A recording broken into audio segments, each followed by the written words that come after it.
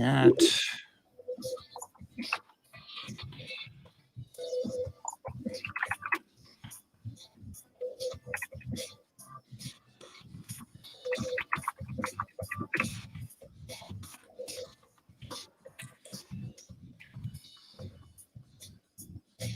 Share this, I think.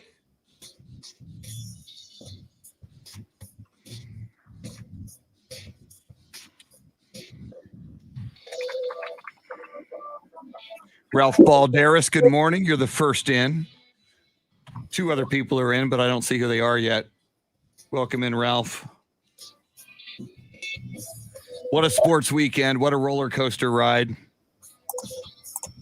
The good, the bad, and the ugly.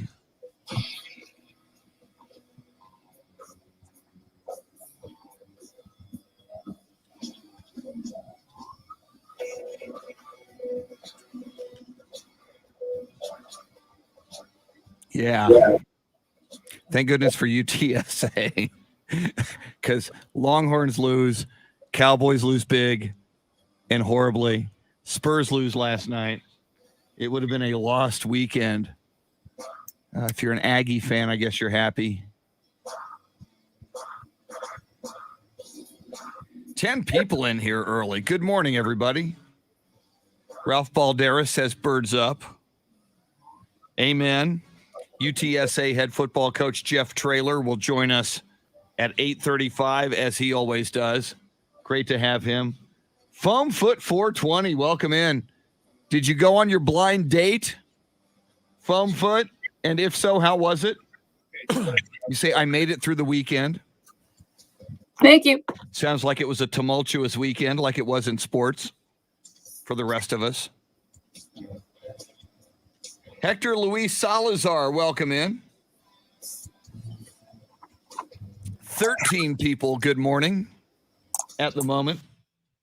Gosh, so many people up early. If I didn't have to wake up this early, I wouldn't be up right now. Steve DiRocco, the original rock, the original Italian stallion, founding member of the San Antonio Polar Bear Club. Robert Browning says, just a horrible sports weekend. LSU had a chance and blew it. The Saints blow it. Thank goodness I married into an Aggie family. Gig 'em. Foam Foot 420, very funny. It went good, the blind date, but he struck out. Wow, what was it? Carlos Correa? Was a blind date with Carlos Correa? Thank you. Thank you very much. We're about a minute out, I do believe.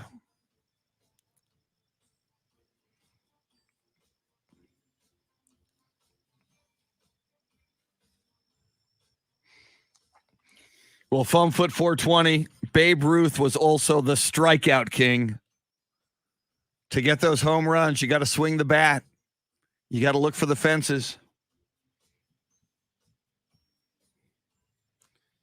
Hector Gomez, welcome in. Steve DiRocco says birds up. Tracy Bogert, who is in here as Pendejo, says UTSA, number 15 in the coaches poll. Yep.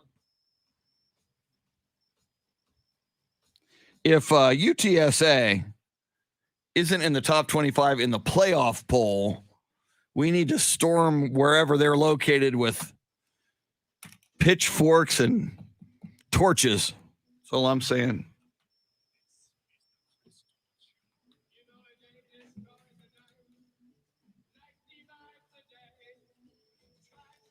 John, welcome in. Train wreck weekend. Yeah, we still watch, John, and we hope. Jorge, welcome in. Here we go. Now, Chris Duel. What a weekend that was.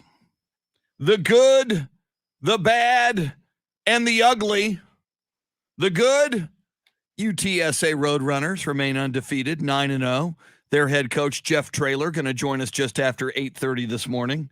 The bad, the Texas Longhorns losing at Iowa State. It was pretty bad. And the ugly, America's team, the Dallas Cowboys, losing 30-16 to the Denver Broncos. But as you know, if you watched that game, it was not that close. It was 30-0 in the fourth quarter.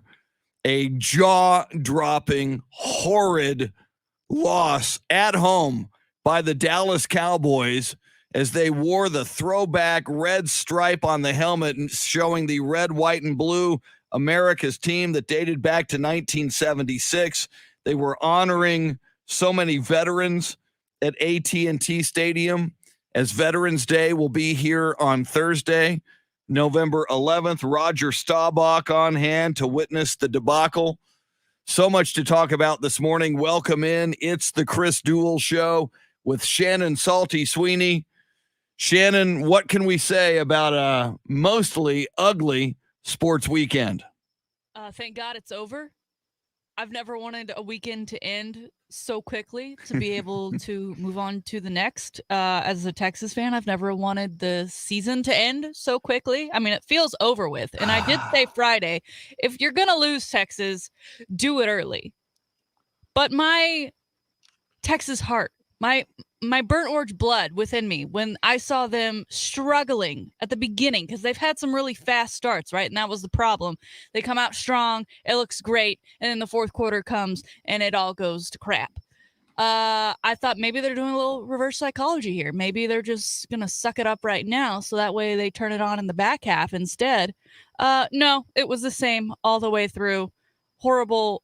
I think heads will start rolling this week. I don't know whose, but somebody's got to start taking the fall here, because it's bad. It's bad.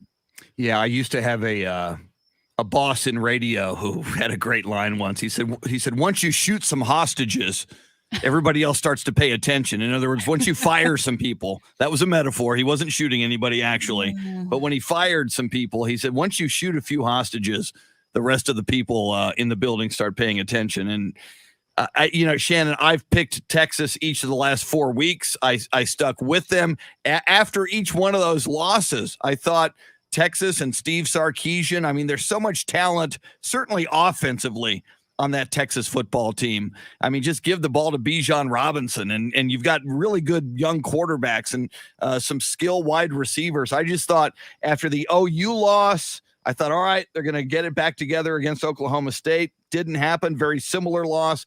All right, week off, Baylor. They're going to do it now, right? Against Baylor in Wake. Nope. And 30-7, the final score. Halftime, Texas was up 7-3. Yep. And I thought, all right, fine. Go to the locker room, readjust. Your defense is shutting down Brock Purdy and Iowa State. And it was ugly by the time it ended. And, most of us, you and I, and probably the majority of our listeners and viewers, and oh, by the way, if you're new to the show, we are streaming live video across multiple platforms, including Ticket 760 and AM 1300, The Zone's Facebook pages and Twitter pages as well. And there's a YouTube for Ticket 760. You can find us there as well. But, I mean, most of us, Shannon, are Longhorn fans and Cowboys fans. And my God, both of them not only lose, but lose in humiliating, ugly fashion. And in the case of the Dallas Cowboys, we had done what Jeff Traylor, who's going to join us just after 8:30, the UTSA head football coach, warns us not to do: eat the cheese.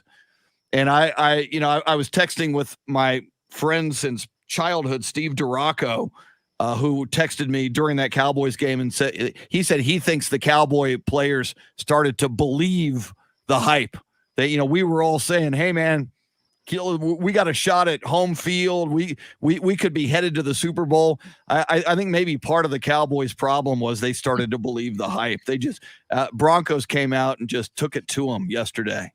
In the case of Texas, you play Kansas this weekend. And if there was ever a time to hit rock bottom, that would be it. In the case of the Cowboys, there is one thing that I am clinging to following that horrible display in all phases yesterday against the Denver Broncos. The Cowboys have not beaten Denver since 1995. So for whatever reason, Bill Clinton was president. For whatever reason, Even though they've got this quarterback carousel going on, the Cowboys just can't figure it out versus Denver. So if you want to chalk it up to that, make yourself feel better like myself. There you go, Cowboys fans. It's just a fluke. But they play Atlanta this coming week, who just beat the Saints, which I think was a bit of a shocker for some. So no one is safe is I think the message from both college football and the NFL world this weekend. That's my takeaway. Yeah, and as you mentioned the Saints, I remember opening day, that game that had to be played in Jacksonville. You know, the Saints with Jameis Winston not only upset but trounced Aaron Rodgers and the Green Bay Packers. And under Aaron Rodgers after that game, the Packers went on to win 7 in a row. Of course, Aaron Rodgers big in the news all last week. And then yesterday, and we'll play you the audio later in the show, Terry Bradshaw, Shannon, yesterday on the Fox pregame show at the Naval Academy, he cites the cadet honor code that they have at the Naval Academy, the Air Force Academy, West Point, the Coast Guard Academy. And you have to take an oath before you can be a cadet, and as you're a cadet there. And it says, we will not lie, cheat, steal, nor tolerate among us anyone who does. And Terry Bradshaw said Aaron Rodgers should have gone to the Naval Academy and learned how not to lie, because he lied to us. Terry Bradshaw, Hall of Fame quarterback with a huge platform, a bigger platform than Aaron Rodgers or his State Farm commercials has. Terry Bradshaw called Aaron Rodgers a liar on national television. Aaron Rodgers can't be happy about that. I mean, this Aaron Rodgers situation just got a whole lot uglier thanks to Terry Bradshaw yesterday. Yeah, and Aaron appeared Friday on Pat McAfee's show, which he's done for a little over the last year. They're good buds, and so that's kind of the one media outlet that he goes to, and he feels like he can say in whatever he wants. But during that interview, he revealed a lot of things that I think a lot of people were a little dumbfounded by. And I think that, again, led to Terry Bradshaw's sentiments on Sunday. And I kind of think rightfully so, personally. But you're right. And it coming from a guy like Terry Bradshaw, and during a time slot when everyone's paying attention, and during a weekend when everyone's paying attention and everyone's already got it in their mind, if the Packers lose, it's on Aaron Rodgers, even though he's not playing. Yeah. But because he's not playing, that's why you lose. And I think given the game last night against the Chiefs did not look spectacular. No. It was not like they blew them out.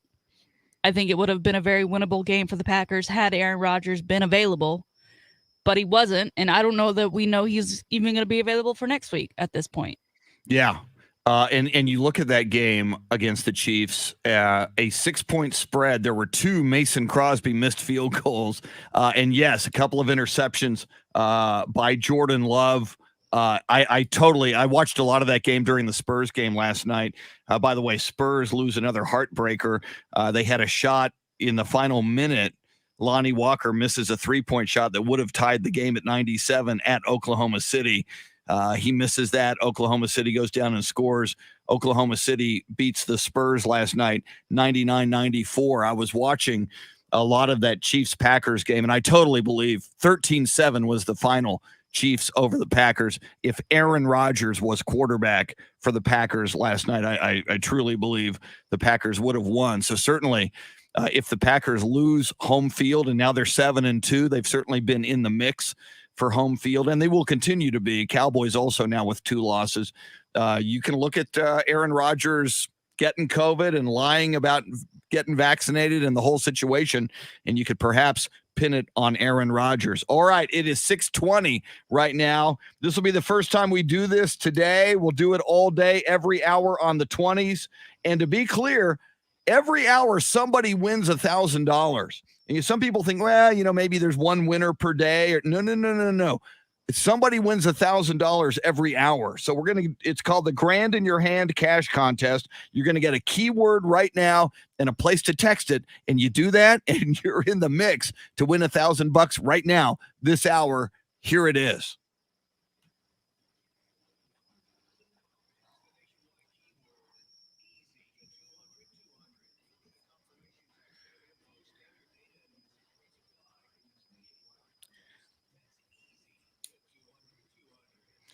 Easy is the key word. That was one of my favorite songs in high school. Easy by the Commodores.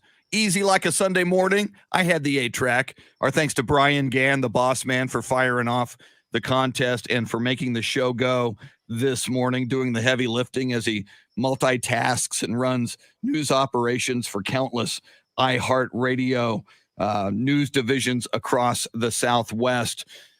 Shannon, somebody just posted, it's a good point.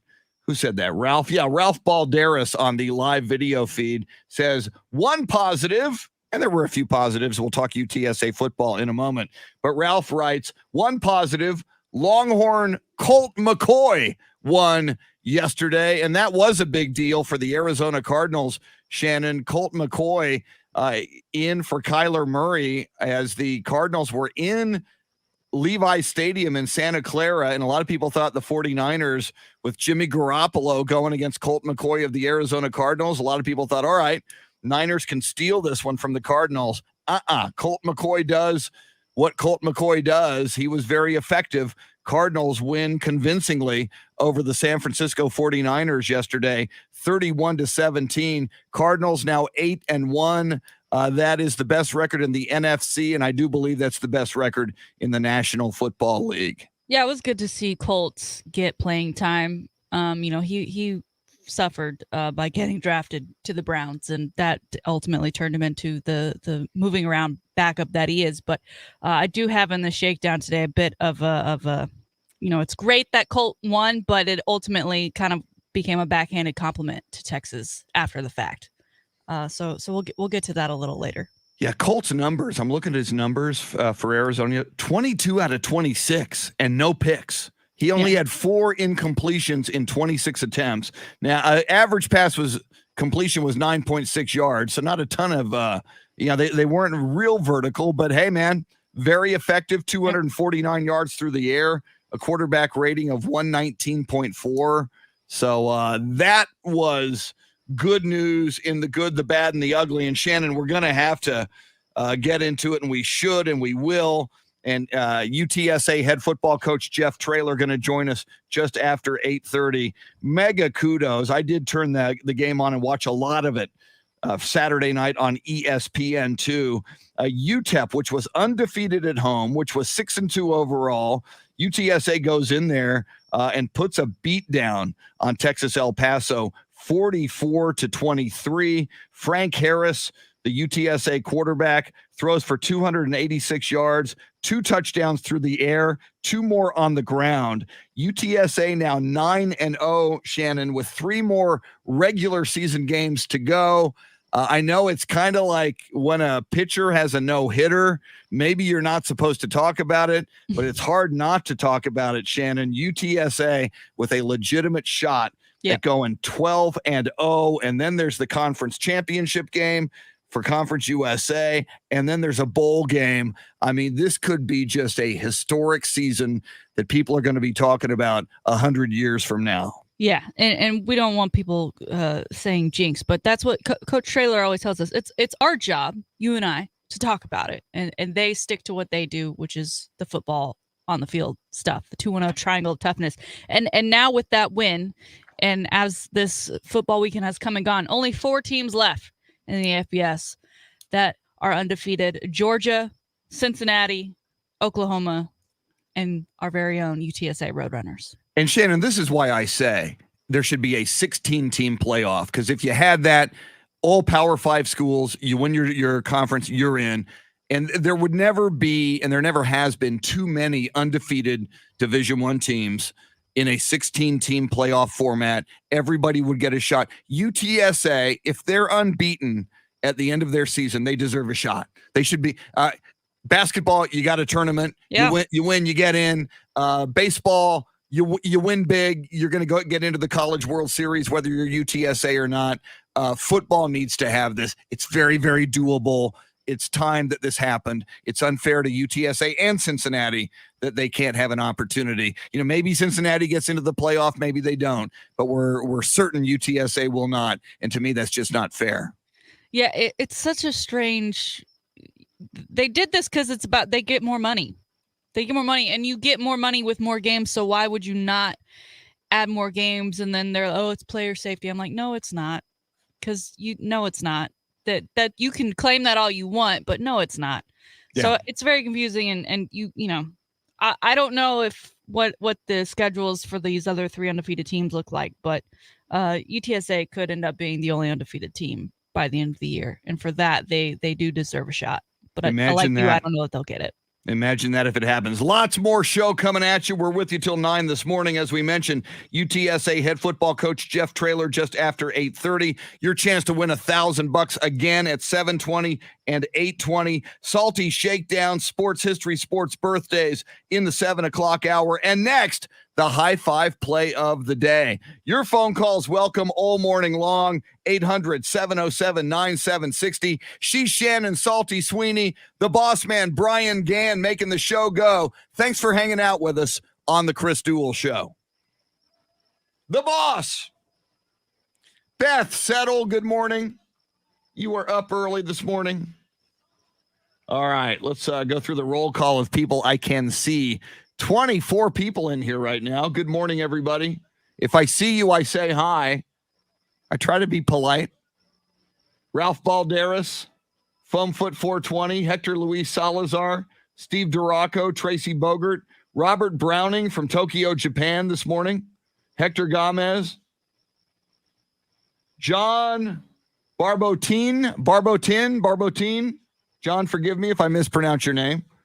You're not the first. You won't be the last. Clint Proctor, Jorge Villarreal, Michael Brooks, Taro Kotani, also from Tokyo. We got 2 from Japan in here this morning. Luisa Alanis, O.M. Garcia, Beth Settle, I mentioned, Dave Emilio Castanuela, Michael Brooks, James Wright, good morning. Anthony Del Toro. Anthony, look at the shirt, man. San Antonio Del Toros. Wes Perkins. Cohen Stokes. Am I pronouncing that correctly, Cohen? Cohen or Cohen? There was a great San Antonio Toro named J.V. Stokes, defensive back with the Toros named J.V. Stokes. All right. Homie needs some coffee. Dave Emilio, that's a great question. I want that new Spurs jersey, man. I think later this month is their first Fiesta Colors game. So presumably that will be when it happens. I do believe. Cohen Brothers. Cool. That's a cool name. Cohen Stokes.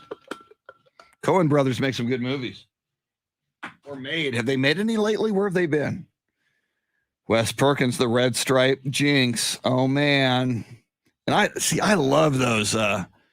With the red stripe, that means the total stripe on that cowboy helmet is red, white, and blue. And they are America's team.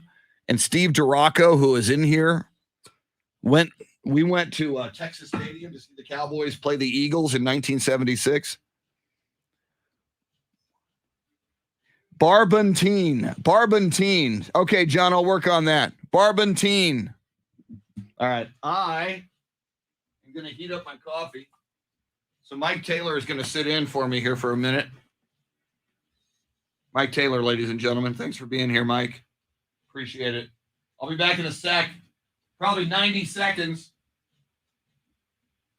Talk amongst yourselves.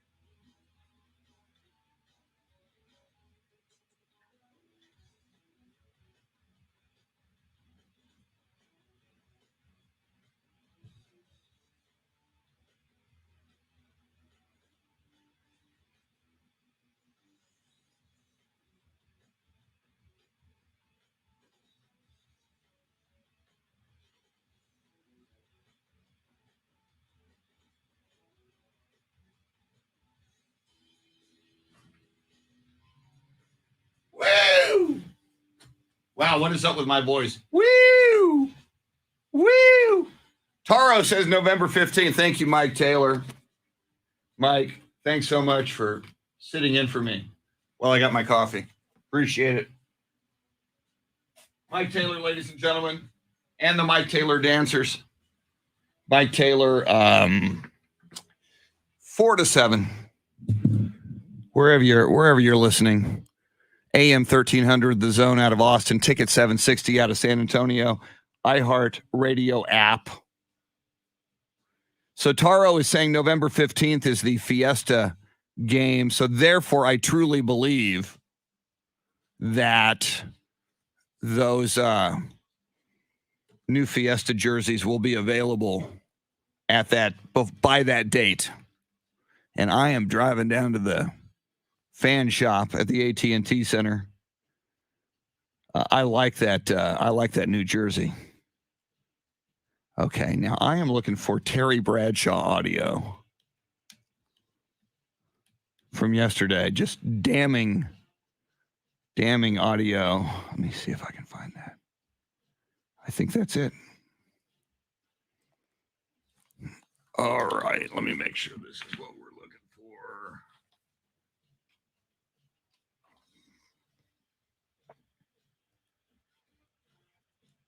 I understand him, and I'd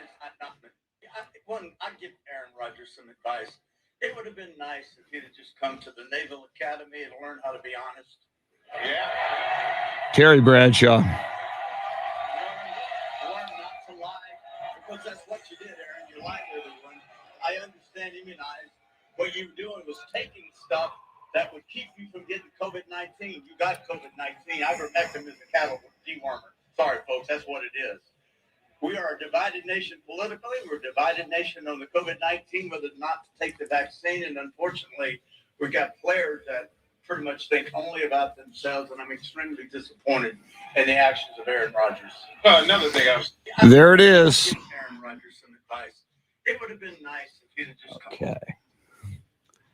We'll play that in the 7 o'clock hour. Let me email that to the boss man.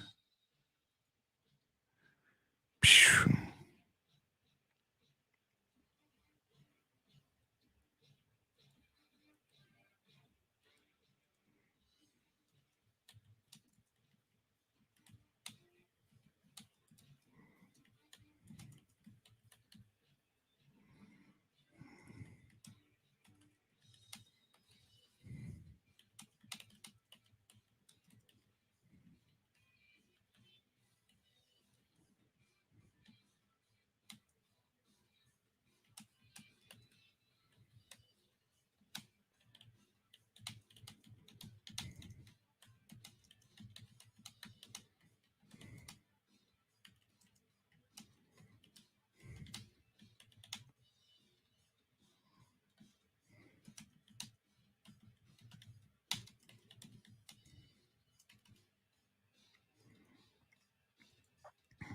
Oops, yeah, there it is. Okay.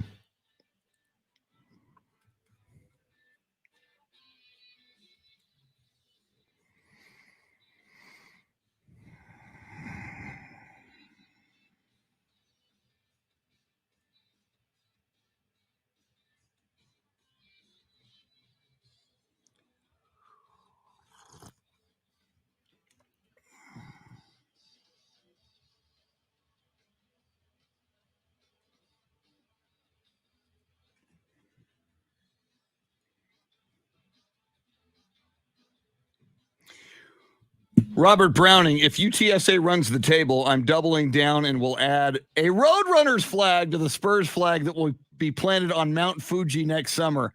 Robert, I love it, man. For those of you who may not know in here, Robert Browning is in Japan along with Taro Kotani. Let me tell Brian. Oh, okay. Thank you. Yeah. So that again, we'll do that 7 o'clock segment after 7:05. Thank you.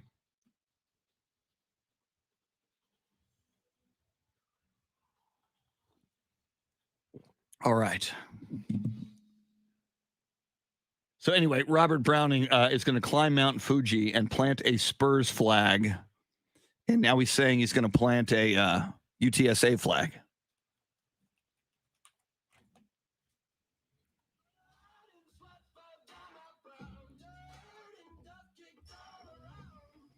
Let's get back to the Chris Duel Show with Shannon, Salty, Sweeney. Find Chris and Salty on Twitter at Chris Duel and at Shannon B. Sweeney. You can tweet at us. Those would be our Twitter handles. Of course, the radio stations from which we come to you are at Ticket 760 and at AM 1300 The Zone on Twitter. In fact, Shannon, that is where we also have a poll question this morning. Poll question has to do with a team of which our 8:30-ish guest just after 8:30. UTSA head football coach Jeff Traylor will join us. The poll question has something to do with his football team. Yeah, and don't tell him that we're doing this poll question, because he'll start talking to us about the pillars and how we're violating things. Yeah. And we don't want to upset him. On the down low. But today's question, will the UTSA Roadrunners finish the football season undefeated? They're currently 9-0. 92% now saying yes. Birds up with only 7% not feeling it. Haters. That's all right. They're out there. They're out there, and they're on our poll today. And Shannon, though, it's still so hard. I mean, I know you look at their schedule, and I think one of the three is going to be tougher than the other two. Mm-hmm. But and then there's a conference championship game that I think some are saying it's going to be against UAB in all probability. They're very good. So if you talk running the table, regular season, you would have 3 games. Then you would have the Conference USA championship game, which ain't going to be easy. So that's 4 games left. And then if you really want to talk about running the table and finishing the season totally undefeated, who knows, their bowl, if they wind up being 13-0 with a win in the Conference USA championship game, I got to believe their bowl game opponent is going to be pretty darn formidable.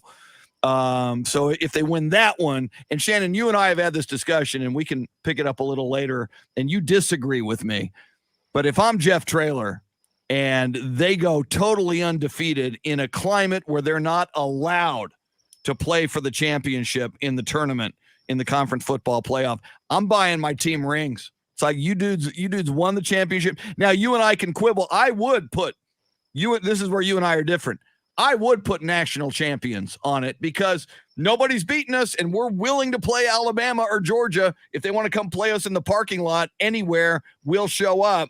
But at the very least, if you win that argument with me, Shannon, and say that that's just wrong to put that on a ring when you weren't in the college football playoff, I would certainly then, let's see, that would be 13-14. I would certainly get championship rings and put a big old 14-0 on that sucker, and everybody on that team, on that coaching staff, everybody associated with UTSA football, if they pull that off, and it's a long, long way to go, but everybody would get a ring if I were associated or could pull the trigger on that football team. Yeah, I'm okay with rings. I'm okay with celebrating it. I'm okay with putting up a 14-0 banner. I'm okay with all that. But calling it a championship, no. Because what happens one day when you do make it there? What are you going to do with the old one? Put up or shut up. Well, no. Also, it's like this team never got the chance. Look at what happened at UCF. They got, they did that for themselves. They said, we want Bama. And they have fallen off quite a bit, sir. That was them. That's not us. That was them. Well, I think you're setting yourself up for memes and failure. All right. And you know what? Probably the majority of people agree with you. It's a once in a lifetime thing, I believe. And I also believe it's profoundly unfair if UTSA runs the table that they don't have the opportunity to compete with the biggest of the big boys for the championship. Because you never know, Shannon, sometimes, and I know the odds are very much against it, but every now and then David defeats Goliath. Well, every now and then. That's what we love about the tournament. Yeah. Yes. I mean, we love the Cinderella stories, and do the Cinderellas make it to the final ball? Most of the time not, but we enjoy the pre-parties that we see them go to a couple times before that. Yeah. And we love the hype, and the media loves it too. And you feel like at this point, when you keep throwing in the Alabamas of the world, you're like, well, they do it for the audience. Well, I as not a fan of Alabama and as someone who has Alabama fatigue, would rather see a team like this get a shot because there is that David versus Goliath kind of vibe to it. Man, I've got Alabama fatigue as well, and LSU darn near beat them on Saturday, and that would have given them another loss, and I think we could have just about believed that they would not go to the playoff had LSU and Ed Orgeron, a lame duck coach of LSU, beating them. All right, it is time for our high five play of the day. We do this every morning at this time because somebody deserves a high five, and we're here to give them out. And the high five play of the day is appropriately sponsored by High Five, 2 locations in the Austin area. If you like sports, if you like food, if you like drink, if you like playing games yourself, High Five's got it all for you. Big screen TVs everywhere, great food, great drinks, food specials, drink specials, great games you can play from bowling to laser tag, axe throwing, and so much more. And when you go there, either one of the 2 Austin locations, look around. You might just see Shannon, Salty, Sweeney wielding an axe over your shoulder. Shannon, who gets the high five this morning? Today, we're going to go back to the Atlanta Braves. They are still in celebration mode following that World Series win. And oftentimes, Chris, when you win some sort of championship like this, you hear the quotes, "I'm going to Disney World. I'm going to take a giant vacation. I've been working so hard all season." But this Atlanta Braves left fielder, 23 years old, Ronald Acuna Jr., before the parade that took place on Friday, he did not go to Disney World. He did not go out and spend new money on a brand new car or whatever. He went to the local Atlanta Children's Hospital to visit kids, to bring them joy. They just saw the team win a World Series. I'm sure that brought a lot of joy and light into their lives as they're looking for something to lift up their spirits. And in walks a star from the team, Acuna Jr. One of the kids happened to be one of his biggest fans. He brought him a jersey. He signed it with a little note. It was great. And then on top of that, on top of being there to cheer up the kids, this larger than life, they just saw them win a World Series. You probably never thought you would have seen them in person. Ronald Acuna walks in, not just with smiles for the kids, but 113,000 masks for the hospital. I think I would assume during this time it's still pretty hard to get that quantity for a place like a hospital that needs them because they're still such in high demand everywhere else. He said, these nurses and hospital staff, they've been taking care of us and these kids throughout the season, throughout COVID. I just wanted to return the favor. So for him to do that, take a moment away from the regular celebratory activities that come with winning a World Series and to give back in that way, I just think it's fantastic. Again, he's 23 years old. He's got the right mindset. Super happy for him for that. And just to know that he's a great human being. So high five to Ronald Acuna Jr. Wow. Ronald Acuna Jr. I'm now a fan. And Shannon, as we watched this World Series play out, and obviously and clearly you and I were pulling for the Houston Astros, but the more I watched the Atlanta Braves and the more I saw interviews with players on the Atlanta Braves, there's nothing you can possibly dislike about the Atlanta Braves. They're a fine team. By all accounts, they're amazing people, amazing organization, an amazing story. And again, we talk about UTSA and you talk about unlikely champions, with the Atlanta Braves under 500 at the All-Star break. They were under 500 going into the month of August. When we went into the tournament, they had the fewest wins of any team in the American League or the National League entering the postseason in baseball. And they just got hot at the right time and they took care of business. And they even did that after losing their ace at the very beginning of the World Series, Charlie Morton.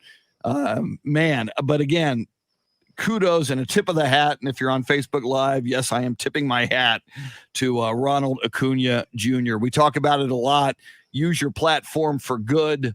And what better way? I mean, if in 23 years old, to have the presence of mind and the self-awareness and the awareness of what he can do to bring joy into the lives of children at age 23 and go on the day of the parade, heading to the hospital, headed to the children's hospital to bring joy to children that are in the hospital. Man, oh man, oh man. I love that. What a great story. Yeah, and I would almost guess that from that experience, he probably, even though he had the parade to go to later and the post concert, I think when he looks back on that day, I think that'll be what he remembers most. Yeah, you did good. High five to Ronald Acuna Jr. Speaking of baseball, we did hear, Shannon, over the weekend, the Houston Astros did make an offer to Carlos Correa. It is the biggest offer, contract extension they've offered to anybody ever in their history. They offered Carlos Correa a 5-year, $160 million deal, which does sound like a lot of money, and it is a lot of money. But Shannon, we're also hearing that Carlos Correa and his people want a 10-year deal. And as Alex Rodriguez predicted before the World Series, A-Rod on that Fox baseball pregame show says he expects Carlos Correa to be baseball's first $400 million man. So I just wonder, Shannon, I don't know, and I doubt, and especially listening to Carlos Correa's post-game press conference after the Astros lost that World Series in Game 6 at Minute Maid Park last week. He sure didn't sound like a guy who believed he was sticking around. I got a feeling this just won't be enough for Carlos Correa to change his mind and stay in Houston. Yeah, I don't know what else Houston may be throwing in to help sweeten the pot that isn't dollar bills. And again, I can see why his team wants a 10-year deal versus a 5-year deal, because you're worth what you're worth at the time. And right now he is worth a lot of money, but in 5 years, who knows where that, if he starts playing like he did in that World Series, he's not going to be worth the big chunk of change that he's worth right at this very moment, considering what he was during the regular season and the first part of the postseason. And he's 27, so 10 years would take him to 37. So essentially he's saying, I want this to be my final contract, right? I don't think he would play past then. And if he plays on a 5-year deal, then he's got that potential to get something else. But the likelihood of him being better at 32 than he is right now, kind of in his prime 27, I don't see it. That offer from the Astros, unfortunately, is probably the best they can do. Just probably isn't good enough. And I was almost surprised. I mean, to me, it still felt low. I was not expecting them to hit that $400 million, but it still felt low. Yeah. Yeah, when you're hearing the number 400 and you're thinking, okay, 400 might be dreaming, maybe 360, maybe 320. So then when you hear, and again, I believe that's a 10-year number, but when you hear 5 years, 160, I mean, even if it would have been, if 400 in 10 years is the big number, if the Astros would have gone 5 years, 200, if they would have said, all right, the 400 million for 10 years, let's cut that in half. Let's go 5 years. Let's give you 200. And, if you're a madman, midway through this, then, we'll look at extending it to make the whole thing 10. Yeah. I had the same feeling. And yet, as reported, that's the most money the Astros have offered anybody. It's more than Jose Altuve is getting. It's more than Alex Bregman is getting. And don't get me started on Alex Bregman. As I said last week, I wish we could just take his contract back, hand it over to Correa, and then put some money on top of that and let Bregman go. As much as I've loved him in recent years, I mean, he just really disappeared in the postseason this year. But I felt the same way. It's like 160, really? That's It's like, are we getting some stock options? Is he gonna get to put his hand in maybe some of the merch sales for that? Like, what else are they gonna throw on here to sweeten the deal? I don't know how much they're going to be able to pull at his heartstrings for what he's done with the Astros and what he could continue to do. But to stir the pot, Carlos Correa was in New York over the weekend. He attended the UFC fight, which, of course, that's where it was. He can't help where it is. So who knows if he would have gone to that if it were in an LA or a Vegas or wherever else in the world. It just so happened to be in one New York city. And, of course, the New York Yankees have no problem when it comes to throwing money at people. That's my one nightmare, Shannon. If Carlos Correa goes almost anywhere else, there's word that the LA Angels trying to establish something there. They've already got a couple of superstars in Ohtani and Trout that, they're in. Both of those guys want to start winning championships. And, theoretically, if they would add Correa, they would have a big three with the Angels that could be very, very formidable and might start winning them championships. But the Yankees, if they sign, I haven't even been able to process this, Shannon. I like Carlos Correa a lot. I kind of sports love Carlos Correa. I think he's an amazing story. He's an amazing player. He's a fiery leader. To me, he's part of, he and Altuve to me are like the heart and soul of the Houston Astros. If he becomes a Yankee, am I going to have to start hating him? It's sports hate, of course. Would I have to, Shannon, start sports hating Carlos Correa? That would be tough if he's in pinstripes. I don't know if I can handle that. It's not football or basketball though, so I think you may be okay. Yeah, but it's the Yankees. It's the New York Yankees. It's the stinking New York Yankees. And they've been doing this for decades, if not centuries. Outspending everybody, throwing money at people, trying to buy themselves a championship. All right. Coming up, Terry Bradshaw, a scathing rebuke, indictment, slam of Aaron Rodgers on national television at the United States Naval Academy yesterday. We'll play that for you. We'll react to that. We're talking NFL. We're talking college football. We'll talk NBA as well. Lots going on. We're with you till 9. UTSA coach Jeff Traylor at 8:30 on the Chris Duel Show.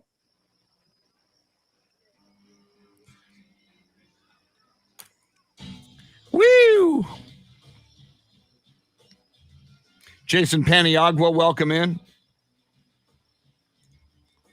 Good morning, everybody on the live video feed, wherever you may be watching. John Williams asks, who is a better air hockey player, Chris, Shannon, or Dave Ayler? That's a good question. Quite possibly, John, because air hockey was big in the 70s, and I'm from the 70s, and I played a lot of air hockey in the 70s. I may have the edge. Whereas in video games, I would think Shannon would have the edge, possibly Dave Ayler. I'm guessing Shannon is more of a gamer than Dave Ayler. I can't say that for sure. Certainly, yep, she's saying yes. Certainly more than I am. I've played like almost no video games ever. I played Pong back in the day.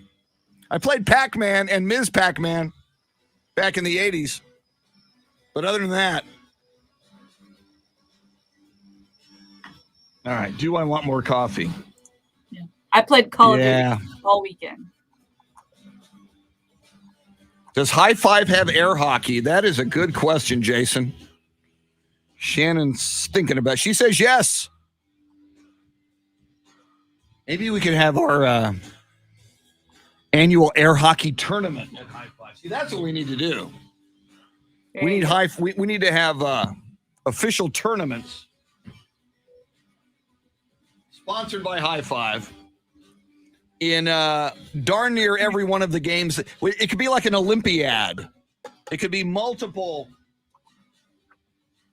games that they have at High Five, like a superstars competition. All right. I am off for more coffee. I am on a quest.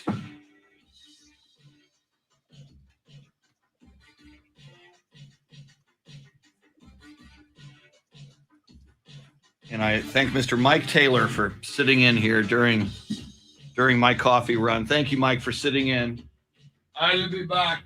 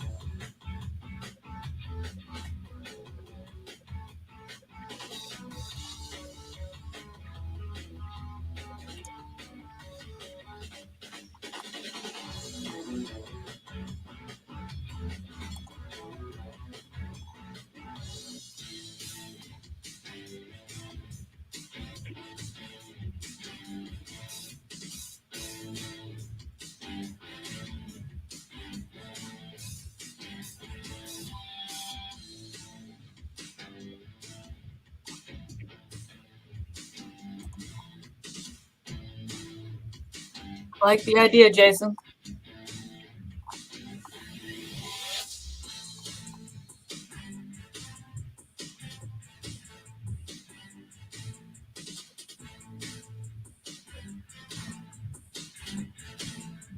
Woo! Woo!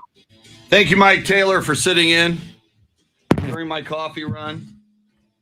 Mike Taylor, up close and personal. 4 to 7 this afternoon and every weekday afternoon. The Mike Taylor Show. Ticket 760 AM 1300 The Zone. And on the iHeartRadio app.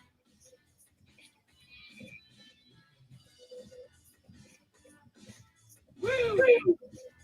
Woo, woo! I like that, Jason. The Battle of the Network Stars. Air hockey, cornhole, darts, laser tag, and axe throwing. It's like a modern pentathlon. I like that a lot. Oh, and by the way, let me find...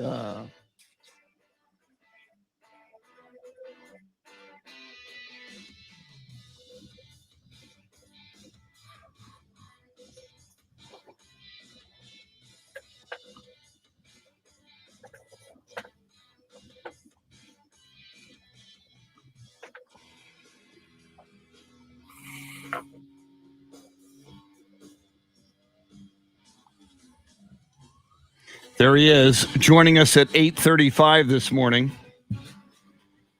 UTSA head football coach Jeff Traylor, wearing the sunglasses. We have asked that he does wear the sunglasses during the interview this morning. We're very excited about that.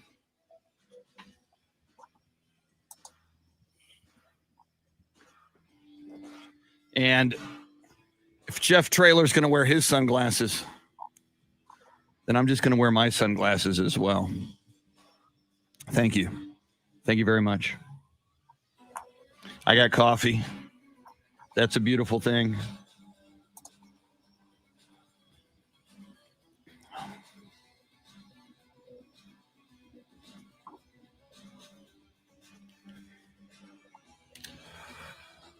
Matthew Martin is in here. Good morning, Matthew.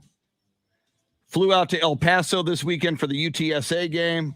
I'll tell you, the players and administrators that were on the sidelines were amazed about how many fans were there and how loud they were. Birds up. Matthew, I will try to remember to bring that up with Jeff Traylor at 8:35. Let me write your name down.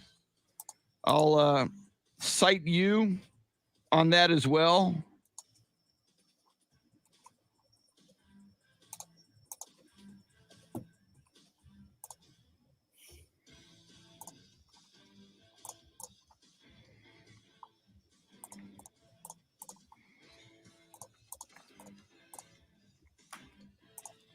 Yeah, Spurs glasses, and I am going to, the Spurs do need help.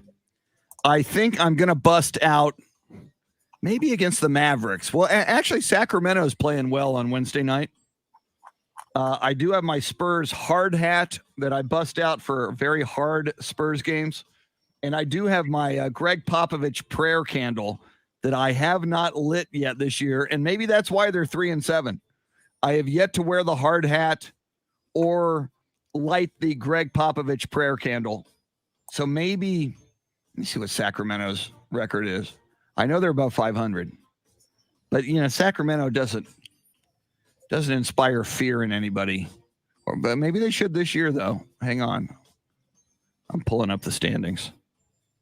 So Sacramento Kings. No, they're 5-5. I thought they were better than that. Dallas Mavericks are currently number 3 in the West at 6-3.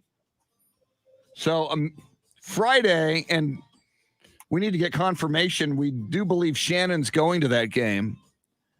I may have to bust out my Spurs hard hat, and B, light the Greg Popovich prayer candle, and C, Mary Anthony, the Spurs good luck charm, I believe is going to that game.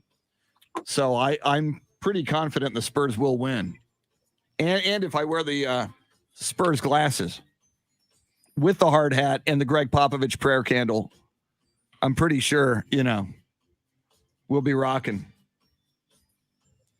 Robert Browning, I would say UTSA attendance is disappointing given how great they are.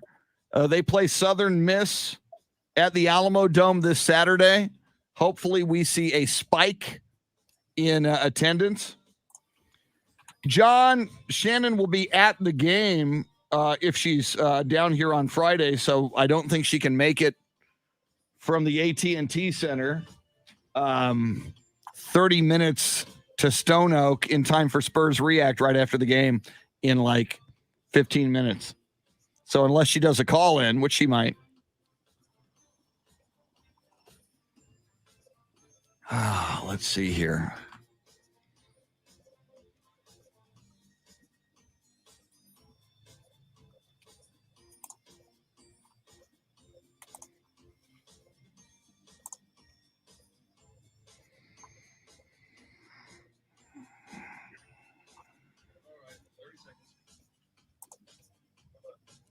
Thank you. We are 30 seconds out.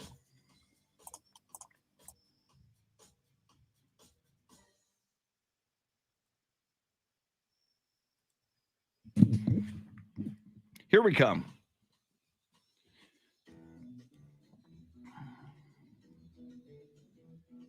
This is the Chris Duel Show. You know what day it is?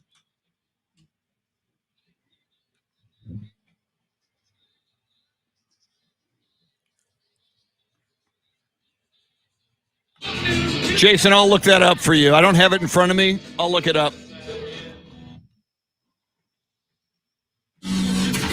Now, Chris Duel. What a sports weekend it was. The good, the bad, and the ugly. The good, UTSA remains undefeated. They are 9-0 after their 44-23 trouncing of UTEP in El Paso. We just saw a message on our live video feed from Matthew Martin. Matthew said he made the trip from San Antonio to El Paso, and he was surprised at all of the UTSA fans who were in the Sun Bowl on the road 560 miles west of San Antonio to watch UTEP versus UTSA, and UTSA get the big win. We'll talk about that just after 8:30 with UTSA head football coach Jeff Traylor. The bad, the Longhorns loss. It was ugly. It was close, and the Longhorns were up 7-3 at halftime, but it got horrible in the second half. And, of course, the ugly, Shannon, the Dallas Cowboys down 30-0 in the fourth quarter on a day where they wear the red stripe, meaning that all of the stripes on the Cowboys helmet signified red, white, and blue as they honored several veterans on the field at AT&T Stadium. Of course, Veterans Day is this coming Thursday, November 11th. Captain America was there, Roger T. Staubach on the field to honor the veterans, and the Dallas Cowboys were just god-awful. And I kept I think there were many turning points and many things went wrong, but that weird blocked punt, Shannon, early in the second half, they hold the Broncos to a 3-and-out. A punt is blocked, but the ball goes forward past the line of scrimmage. It's touched by a Cowboy and then recovered by the Broncos. But, the line was there, which showed the first down. And granted, yes, that is the way the rule is spelled out in the NFL rule book. But Shannon, I think that's a bogus rule because no Cowboy had possession. The punt was blocked and touched by a Cowboy and recovered by the Broncos short of the line of scrimmage. And by definition, I guess they're saying that was a partially blocked punt, but it went forward. And because a Cowboy touched it, then everything got reset. But the spirit of the way that rule is set, I don't think it's right that the Broncos got possession there, even though I guess officially that's the way the rule is written. Yeah, it was very strange. I mean, And I'm not hearing you. There you I go. think Cowboys Nation thought, no, we gonna have some great field position here, and ultimately ends up being the Broncos' ball. Now, with the way the game turned out, was that a turning point in the game? Probably not. Did I have confidence that they were probably going to end up in the end zone? Probably not, just with the way that things were going. But I think it could have helped them get going, because that just seemed like what it was. As much as the defense did at times, the offense just they could do nothing. I mean, they've had their way with the entire rest of the NFL for everyone they've faced so far this season, and they couldn't do anything yesterday against the Broncos. It was 16-0 at that point. The halftime score was 16-0 Denver. And so it was the first possession for the Broncos, 3 and out. Cowboys would have had the ball at about the 15-yard line in the red zone, assuming they scored and made it 16-7. I think we have a new game. I think maybe the Cowboys get out of their funk. The very fact that, they had and what happened subsequent, the Broncos took that ball and went down the field and got a field goal and did score instead of a blocked punt Cowboys ball knocking on the door of the end zone. It was not meant to be for the Cowboys, obviously. 30-0 in the fourth quarter. Cowboys get 2 touchdowns in the fourth quarter and 2 2-point conversions. So the final score doesn't sound as bad as it really was. Final score, Broncos 30, Cowboys 16. But again, Shannon, as you mentioned in the 6 o'clock hour, let us just hope and pray, A, that was a fluke and an aberration, and B, sometimes maybe you do need a kick in the face, a kick to the teeth to realize, as we're now in the second half of the season, for the Cowboys to realize they're not all that. If they were, as Jeff Traylor says, eating the cheese and believing the hype and believing the media, they've got to realize, this is a team that is just a season removed from having the god-awful worst defense in the history of the Dallas Cowboys, dating back to season 1 in 1960. I think maybe they were getting a little too full of themselves, and maybe they did need a reality check, and hopefully they come back with a vengeance after this embarrassing, humiliating loss. And I'm missing you again here. We're gonna work on. Oh, there we go. There you are. As great as a tribute as the red stripe was, never again, for one, and two, especially on the offensive side, like you said, it was almost like they were doomed to have a game like this, and it just happened to every single player at the same time. Dak missing a wide open players multiple times. CeeDee Lamb, Mark Cooper having drops. I mean, hit him right in the chest, and just so. And then still also some of the play calling was super questionable. I mean, that first 4th and 1 to start the game. I mean, Tony Pollard runs it back. They start their first drive within Denver territory. You think, oh man, this is going to be a great game. They get to 4th and 1, and just the play calling was starting Zeke so far back. They ultimately get stuffed, and then another play where the 3rd down and they decide to chunk it downfield. I'm like, get what's in front of you first. I mean, we let's establish that before, because they were struggling to get first downs, much less get in the end zone. It was just, I think everyone, for whatever reason, decided to have an off game. So you would hope that because everyone had their off game this weekend, that they'll all be back together and we're in next week. And I don't know if part of it, I don't know what Dak's schedule during the week looked like, if he was still resting that calf most of the time. So maybe there was some communication issues going on. It just was not pretty all the way around. And one more thing before we move on to Aaron Rodgers and Terry Bradshaw. When you're down 30-0 in the fourth quarter, why was Dak Prescott in that game? Why was Ezekiel Elliott in that game? I was screaming at my TV with 5 minutes to play and you're down 30-0, and Mike McCarthy, you're playing Dak Prescott. To me, that was just asinine. Yeah. And again, like even Denver to end the first half, ran a play. They just took a shot down into the end zone just because when they didn't need to. And then we start the second half, and I think it was their right guard who was taken off the field with an injury. Yeah. And I mean, just kind of senseless stuff going on during that game. And I'm seeing the boss man, Brian Gann, had his headphones on. Brian. Yeah.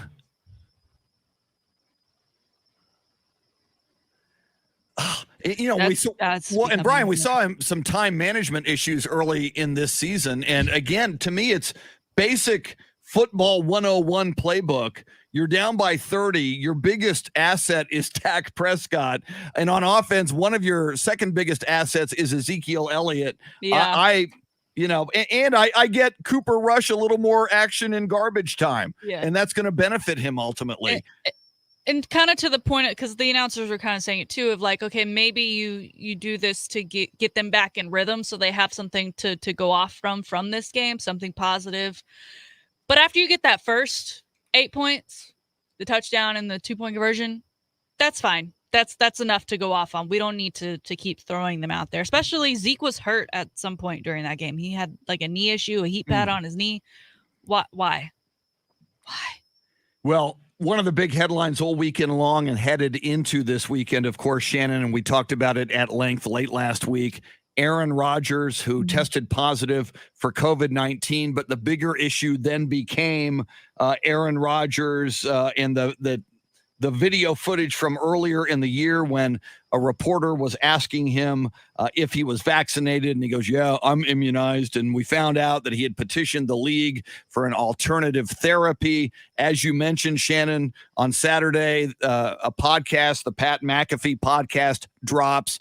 Aaron Rodgers is on there saying some things that even the NFL refuted. He was saying some things that NFL doctors told him about how the vaccine works, which was incorrect. And the NFL had to release a statement and said no NFL doctor or doctor associated with the NFL said to Aaron Rodgers what he says. So without calling him a liar, the NFL said Aaron Rodgers is lying on the Pat McAfee podcast. And then, Shannon, I think one of just a jaw-dropping moment for me, Terry Bradshaw, Hall of Fame quarterback, 4-time Super Bowl winner with the Pittsburgh Steelers, obviously a big part of that Fox panel, that Fox broadcast, as the Fox crew was at the Naval Academy to honor America's veterans with their pregame, halftime, and postgame shows. Terry Bradshaw says something that just is an indictment of Aaron Rodgers in a big way on national TV. Let's listen to it, and then we will react. This is Terry Bradshaw talking about Aaron Rodgers on the Fox broadcast. When I give Aaron Rodgers some advice, it would have been nice if he had just come to the Naval Academy and learned how to be honest. Yeah. Learn not to lie, because that's what you did, Aaron. You lied to everyone. I understand immunized. What you were doing was taking stuff that would keep you from getting COVID-19. You got COVID-19. Ivermectin is a cattle dewormer. Sorry, folks, that's what it is.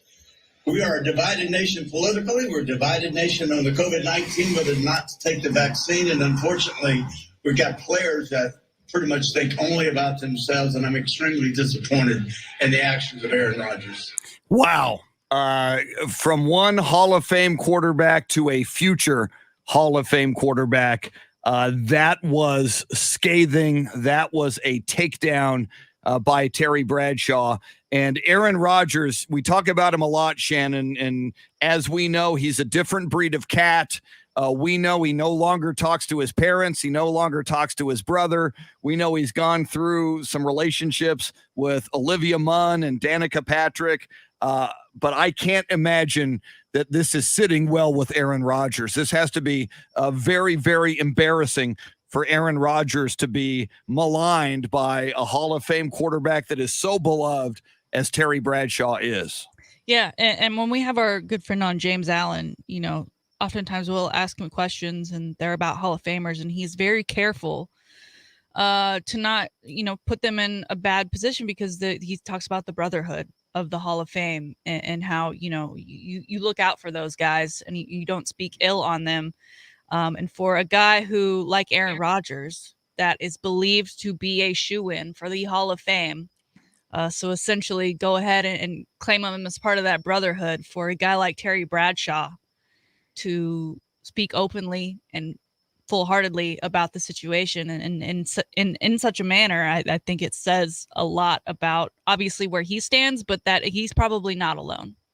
You raise a huge point, Shannon, and James Allen on the board of the Pro Football Hall of Fame, a good friend of the show, has brought that up. Hall of Famers don't talk down other Hall of Famers almost no matter what. When Terrell Owens famously refused to come to Canton for his induction, while his former quarterback, Steve Young, publicly said, hey, I called him, I begged him to come. They never say anything negative about him. You even don't hear Hall of Famers saying things about O.J. Simpson when they clearly could have. Yep.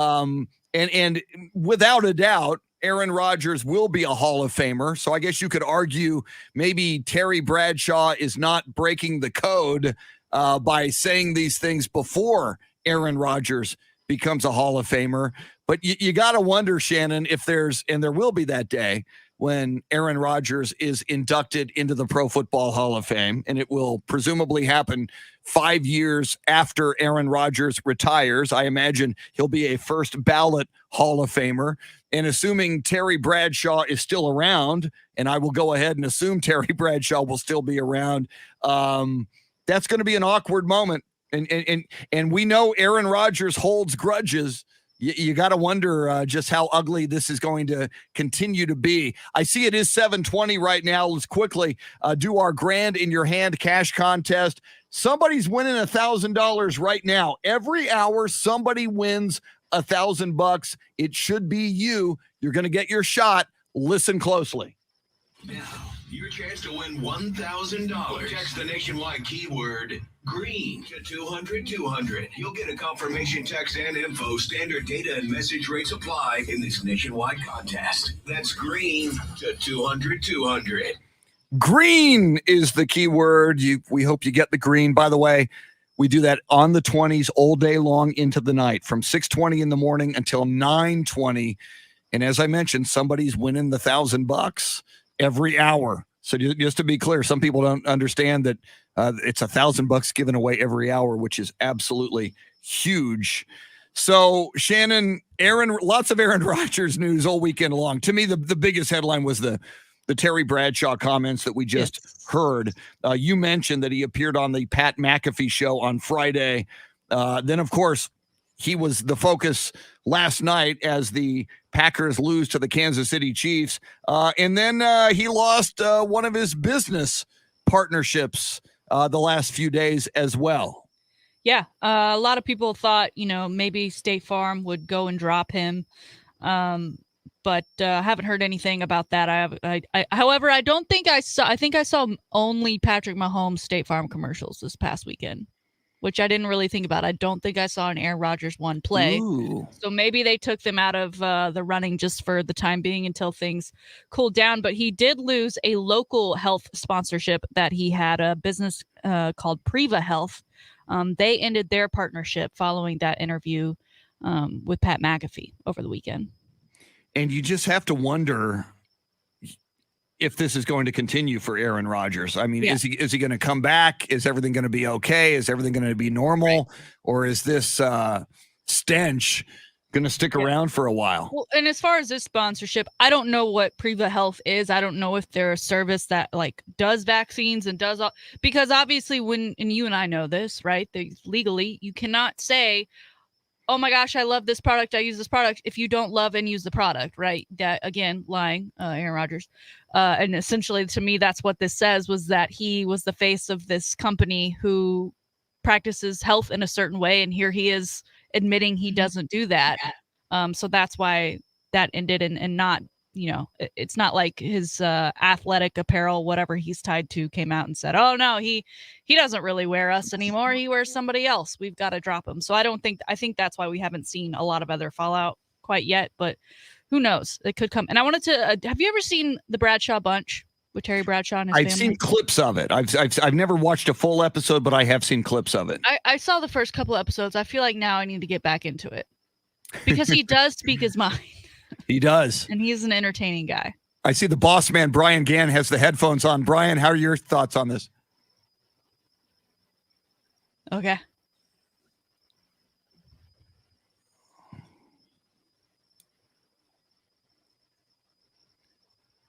Ooh.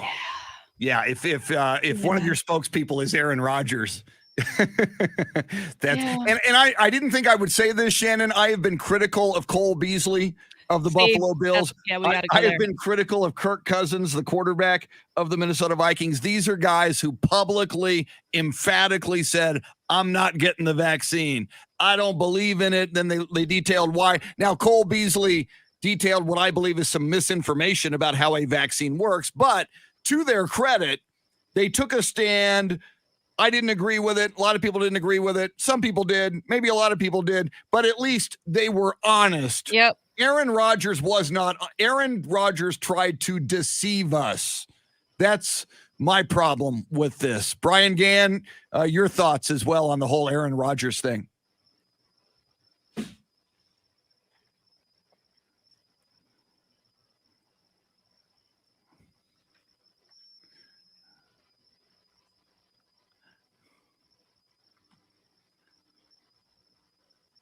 Yeah.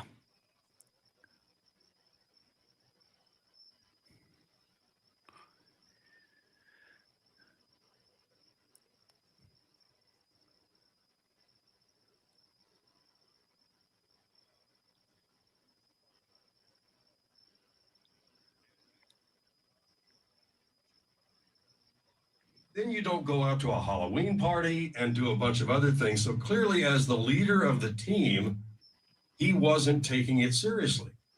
Absolutely. Yeah.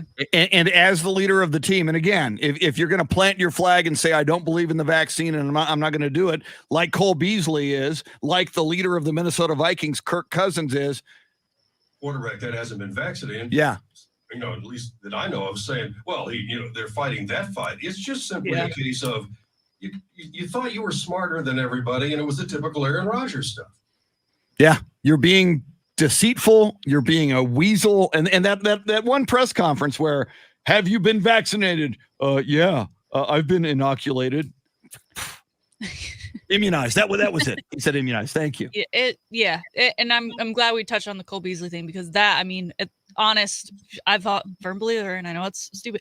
Honesty is the best policy. And when you are the quarterback of the team, when you are a leader, trust is so important, and I think he's lost all of it and the Packers, this whole deal this year going into this season was Aaron Rodgers is going to show the Packers what they're missing next year when he moves on.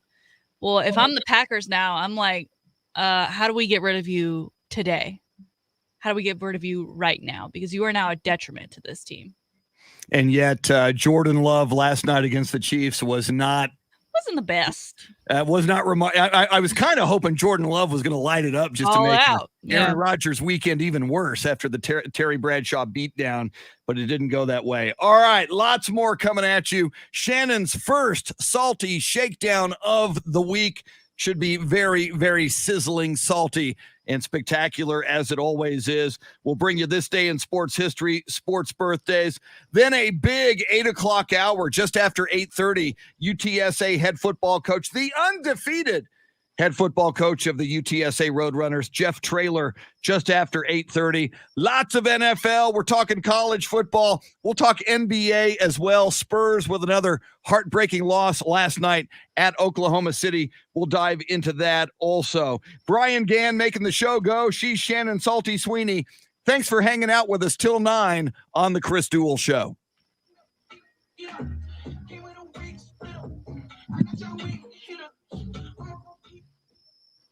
Yeah, I have to turn off my microphone for you to hear Brian, and I'm used to Dave Ayler being in here, and he's on the video feed, so I haven't been doing that lately, so I wasn't used to it. So that was my mistake. Sorry about that. Let me see here. Where am I on?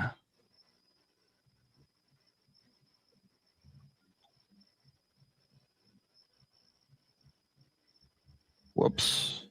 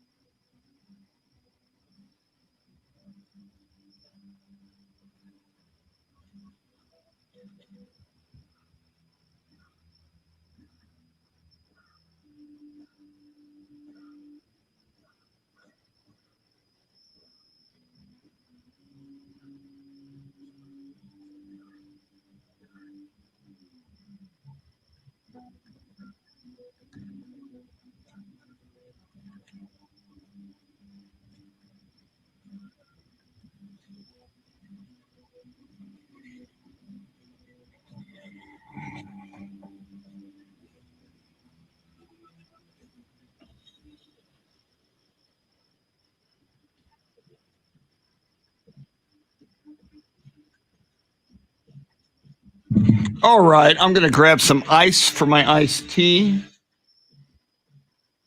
And then I'll be back. Jason Garcia, good morning. Nick and Louisa, that was my issue. My bad. Sorry about that. Jeff Traylor joining us at 8:35. Yeah. Mike Taylor to sit in for me here. Thank you, Mike.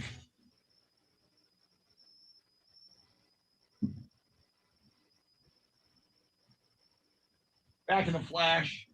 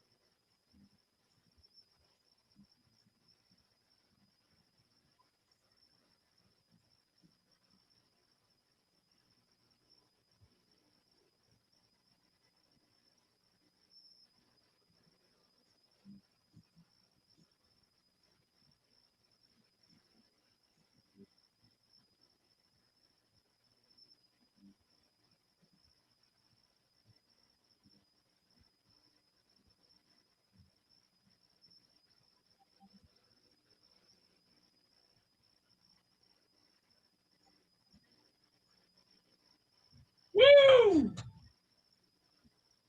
Thank you, Mike Taylor. Thank you for filling in. Sitting in. To be more accurate.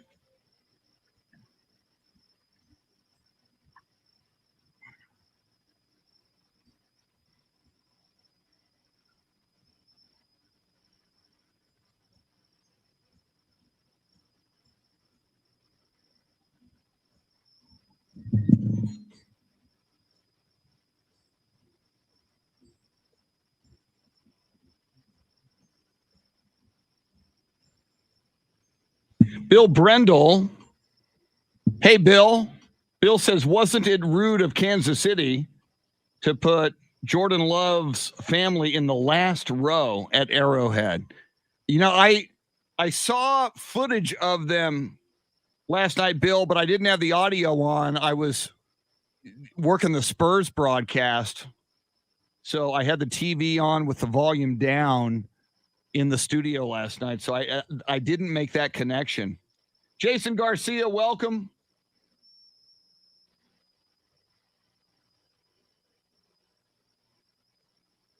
Jason, I will work to get that in here. The great win for San Antonio FC. Pre-game tailgate and march in at Toyota Field on Saturday. Let me go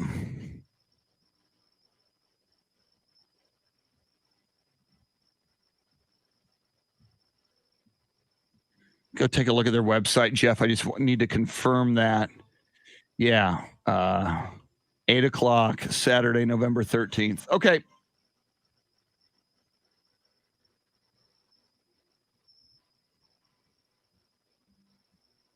Wow, Louisa saying on the Today Show, they just showed the Terry Bradshaw clip. One of our viewers on Facebook says the Today Show just ran the Terry Bradshaw clip a few minutes ago. Yeah. I saw when they tweeted the video of Rodgers on McAfee, and Calvert just simply said this while Tom Brady is watching game time. Oh, wow. That's tremendous. Yeah, Cowherd should be very interesting today. I'll be listening.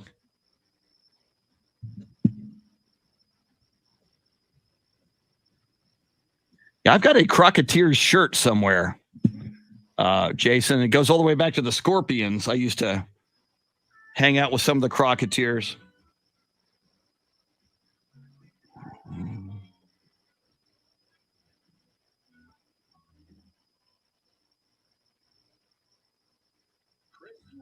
With Shannon Salty Sweeney. Little Eagles for you. Submitted for your approval by the boss man, Brian Gann from Hotel California. Don Felder of the Eagles came up with the original riff for that song, presented it to Don Henley and Glenn Fry and said, I think I got something here. And they said, we think you got something too. Of course, later Glenn Fry would kick Don Felder out of the band, but oh, well, that's the way it goes. If you ever get a chance, there's a documentary, a rockumentary, History of the Eagles, which is one of the better rockumentaries I've ever seen. I highly recommend it. Before we get into Shannon's Salty Shakedown, sports history, and sports birthdays, want to pass this along, and we should. Over the weekend, San Antonio FC, San Antonio's soccer team, won their playoff game, so they advance. And our good friend on the live video feed, Jason Garcia, says, can you pass along that round number 2 of the playoff run for San Antonio FC will be this Saturday night at Toyota Field. There will be a pre-game tailgate and a march in hosted by the Crocketeers. That's certainly one of the big fan groups of San Antonio FC. The game Saturday night at Toyota Field starts at 8 p.m. And Shannon, one of the cool things about San Antonio FC is they are owned by Spurs Sports and Entertainment. So you got a Spurs connection there as well, which is always a beautiful thing in my book. Yeah. Well, and we also know how great that organization is, which I think, as we can see, bleeds over into that San Antonio soccer club. I won't be able to make it Saturday night. I'll be at DKR, maybe crying. I don't know. That's TBD. But I'll be suffering nonetheless, watching my 4-5 Longhorns play Kansas. It's going to be interesting. Will the Longhorns just annihilate Kansas and take out all of their frustrations on Kansas? Or will it be, wasn't Kansas close with Oklahoma earlier in the year? And of all the games that should have been an 11 a.m. kick. Yeah. This one is at 6:30. And man, God forbid if Kansas gets the upset at DKR. I don't think that's happening in this universe. But the way this season has gone for the Longhorns, yeah. I mean, the natives will be very restless in Austin when it comes to this football program and Coach Sark if the unthinkable happens this Saturday evening at DKR. Okay, want to remind everybody, UTSA head football coach Jeff Traylor going to join us just after 8:30, so that's less than an hour from now. We'll talk about the win over UTEP, the fact that the Roadrunners are 9-0, 4-0 in Conference USA. They've got Southern Mississippi coming up, and that will be at the Alamo Dome, so we will see if UTSA fans show up in force, as they should, to root the Roadrunners on this weekend. Lots to talk about with Coach Jeff Traylor in less than an hour. Shannon's Salty Shakedown in a moment, but let's get it going first with sports birthdays, and we'll start it with this day in sports history. November 8th, 1966, Frank Robinson of the Baltimore Orioles, outfielder, was selected as the American League Most Valuable Player. That made him the first player ever to win Most Valuable Player in both the American League and the National League. That ain't easy. And on the very same day, November 8th, 1966, President Lyndon Baines Johnson signs antitrust immunity for the AFL and NFL merger. You got to like it when the president of the United States says, you guys are just immune from antitrust lawsuits. It's all good. More football is good football, as the AFL, the NFL merge, and everything was right with the world. And finally, on this day in 1970, kicker Tom Dempsey of the New Orleans Saints kicked a then record 63-yard field goal for the New Orleans Saints as the Saints won a late football game against the Detroit Lions.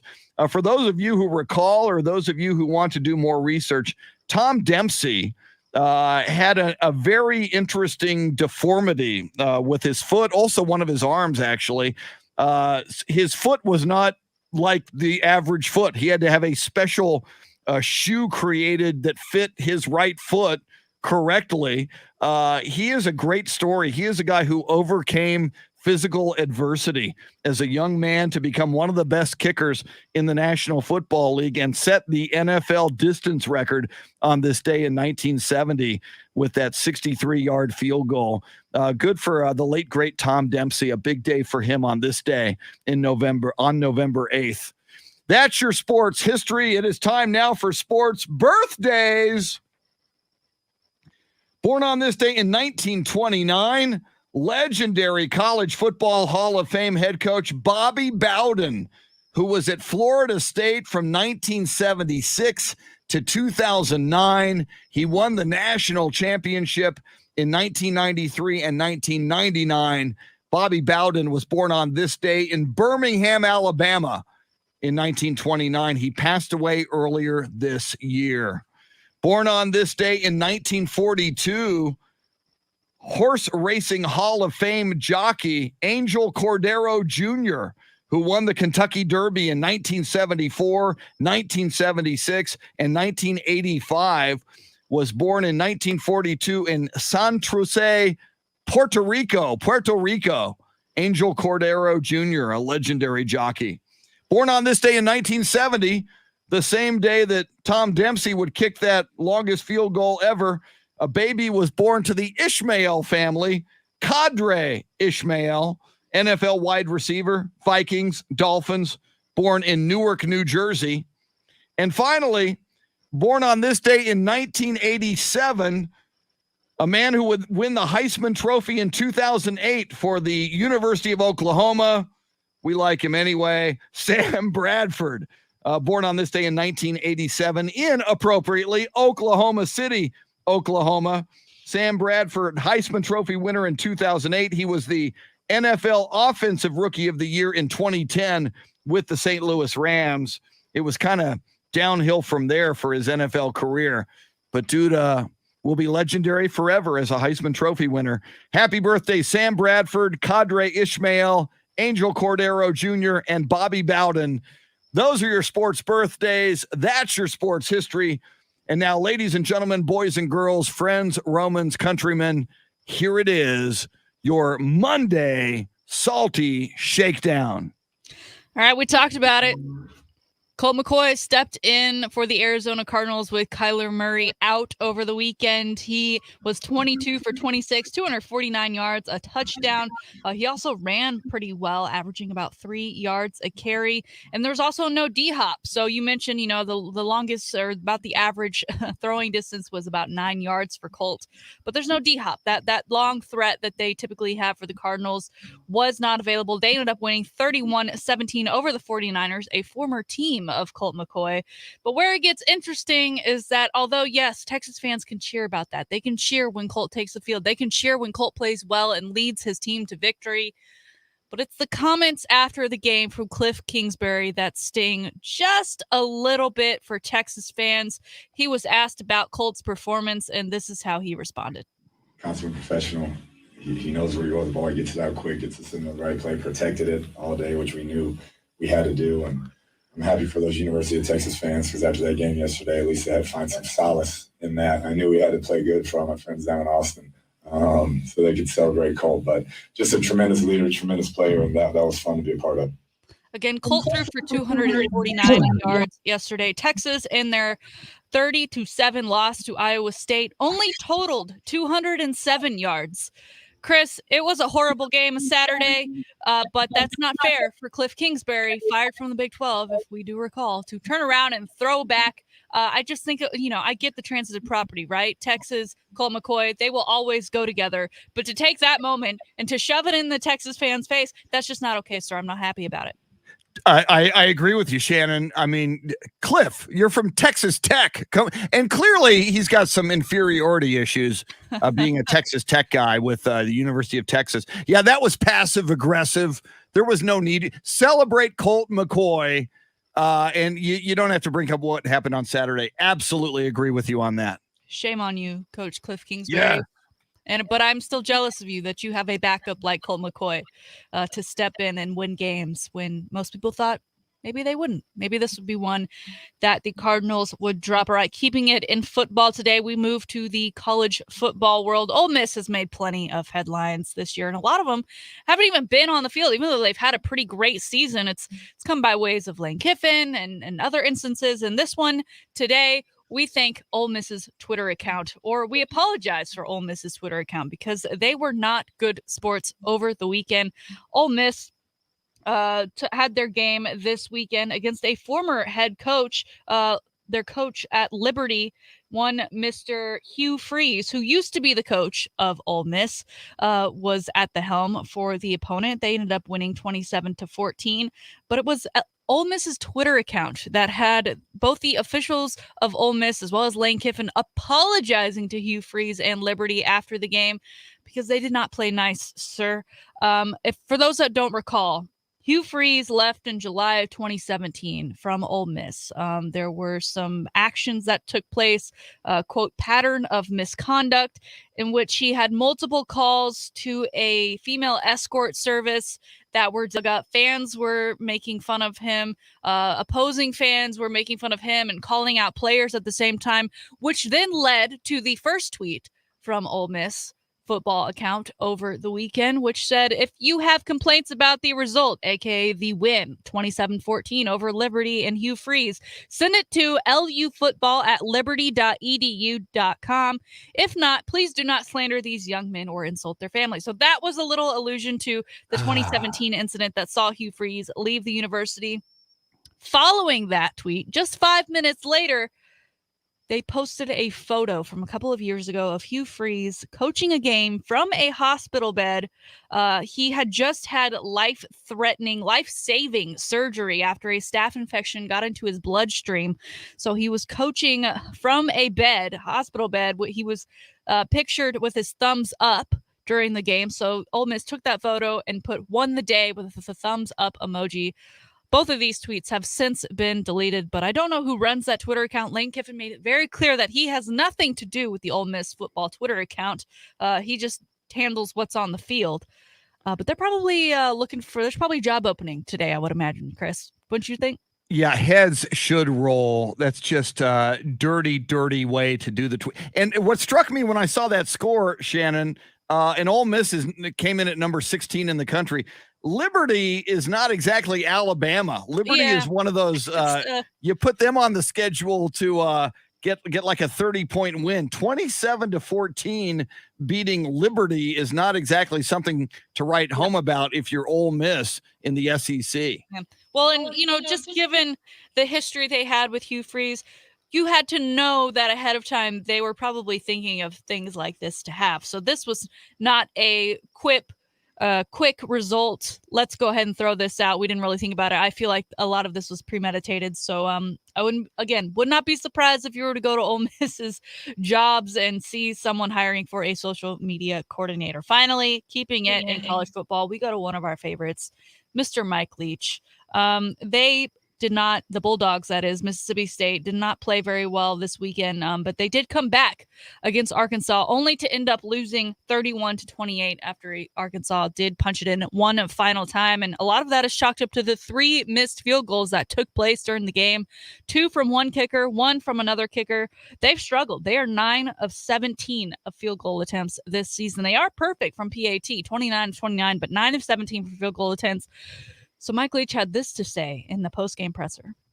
Yeah, there's an open tryout, and you can announce this. There's an open tryout on our campus for kickers. You know, anybody that wants to kick or walk on and kick at Mississippi State, you know, we'll hold the tryout anytime you can get over there to our building, providing you're cleared by the NC2A.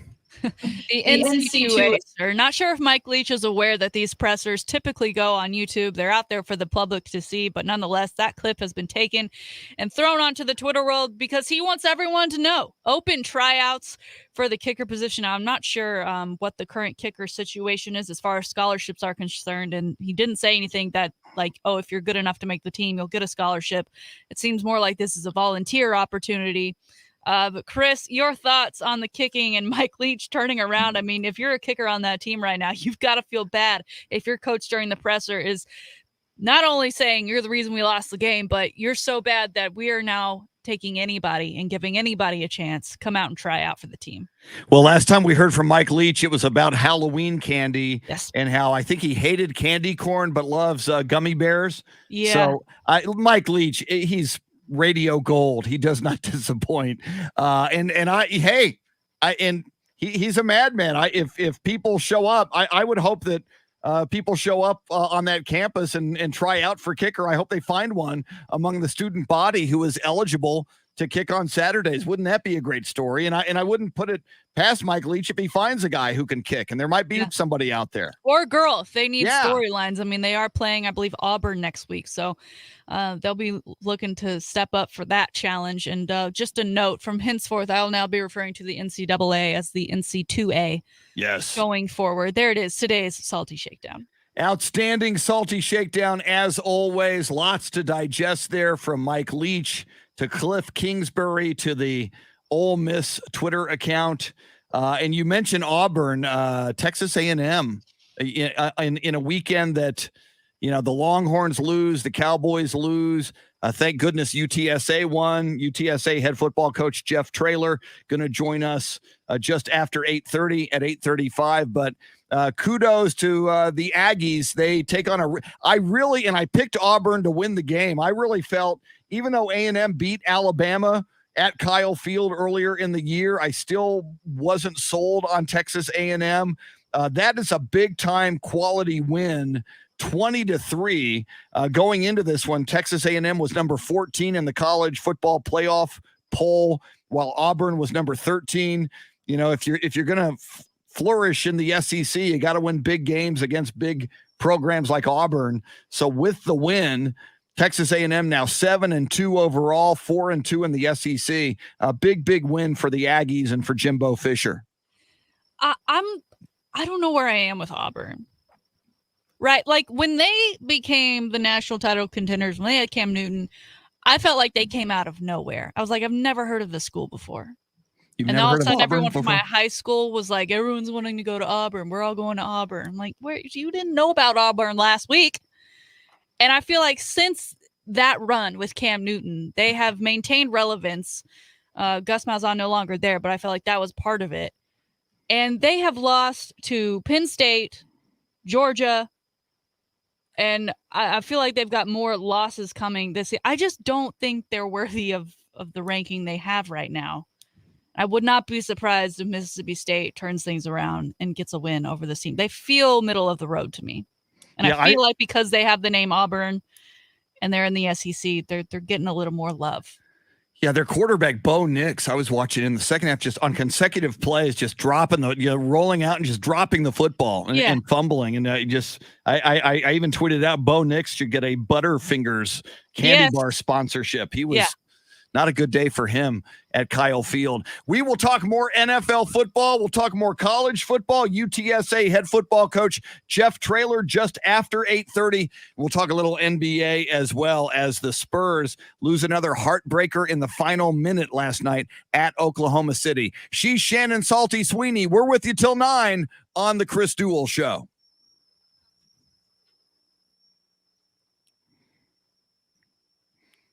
Woo! Axel J. Miller. Kevin Monk, I didn't get that in there. I ran out of time. Had you got that to me in time for birthdays, I would have done it. But let me write that down here, see if I can get to it out of the gate. Happy birthday, Kevin Monk.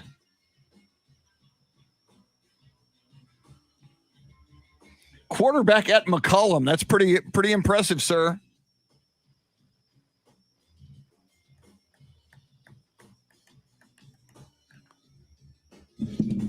Axel J. Miller says, hook 'em, Colt McCoy. I'm going to grab some ice, baby, for my tea. Give you a little Jeff Traylor love. See, we had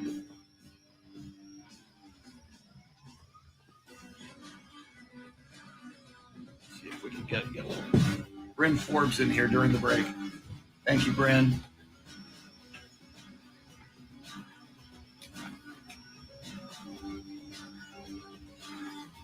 Back in a sec. Can the Spurs glasses go on him? Would they stay? No, they won't stay. No. I tried. Ice. Did somebody say ice?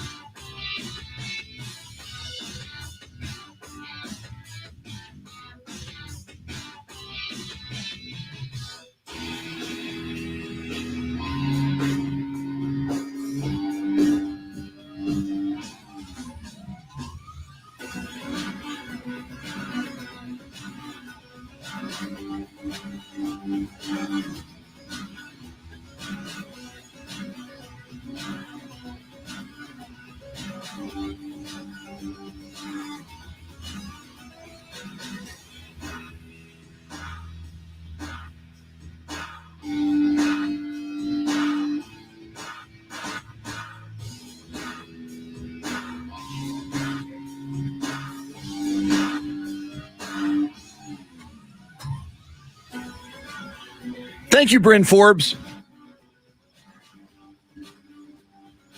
Couple of big threes last night for Bryn, by the way.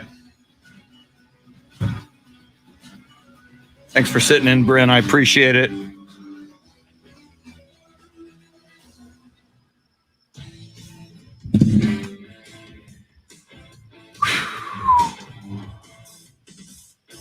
Carl Fisher, good morning.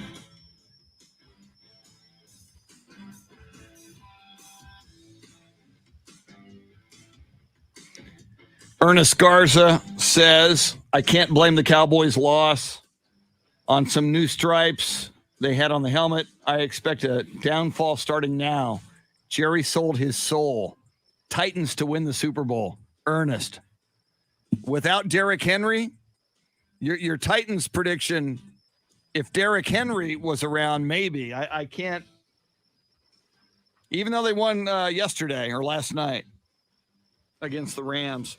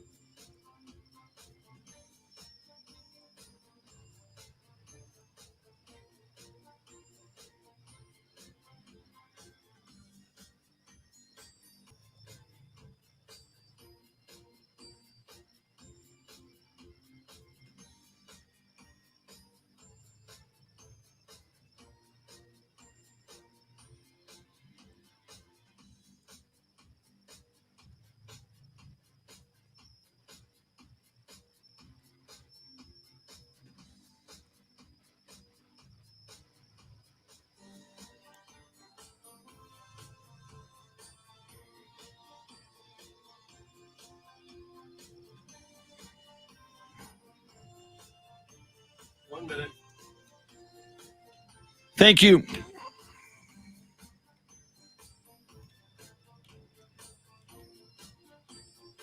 We are less than a minute out.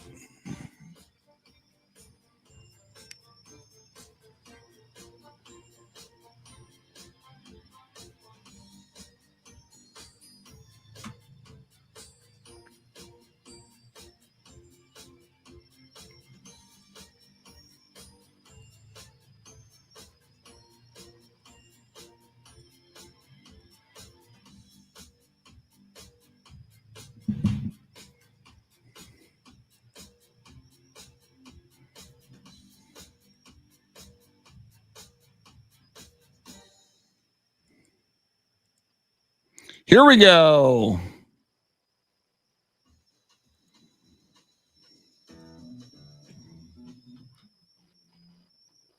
This is the Chris Duel Show. Night divides the day. Try to run, try to hide. Break on you to the other side.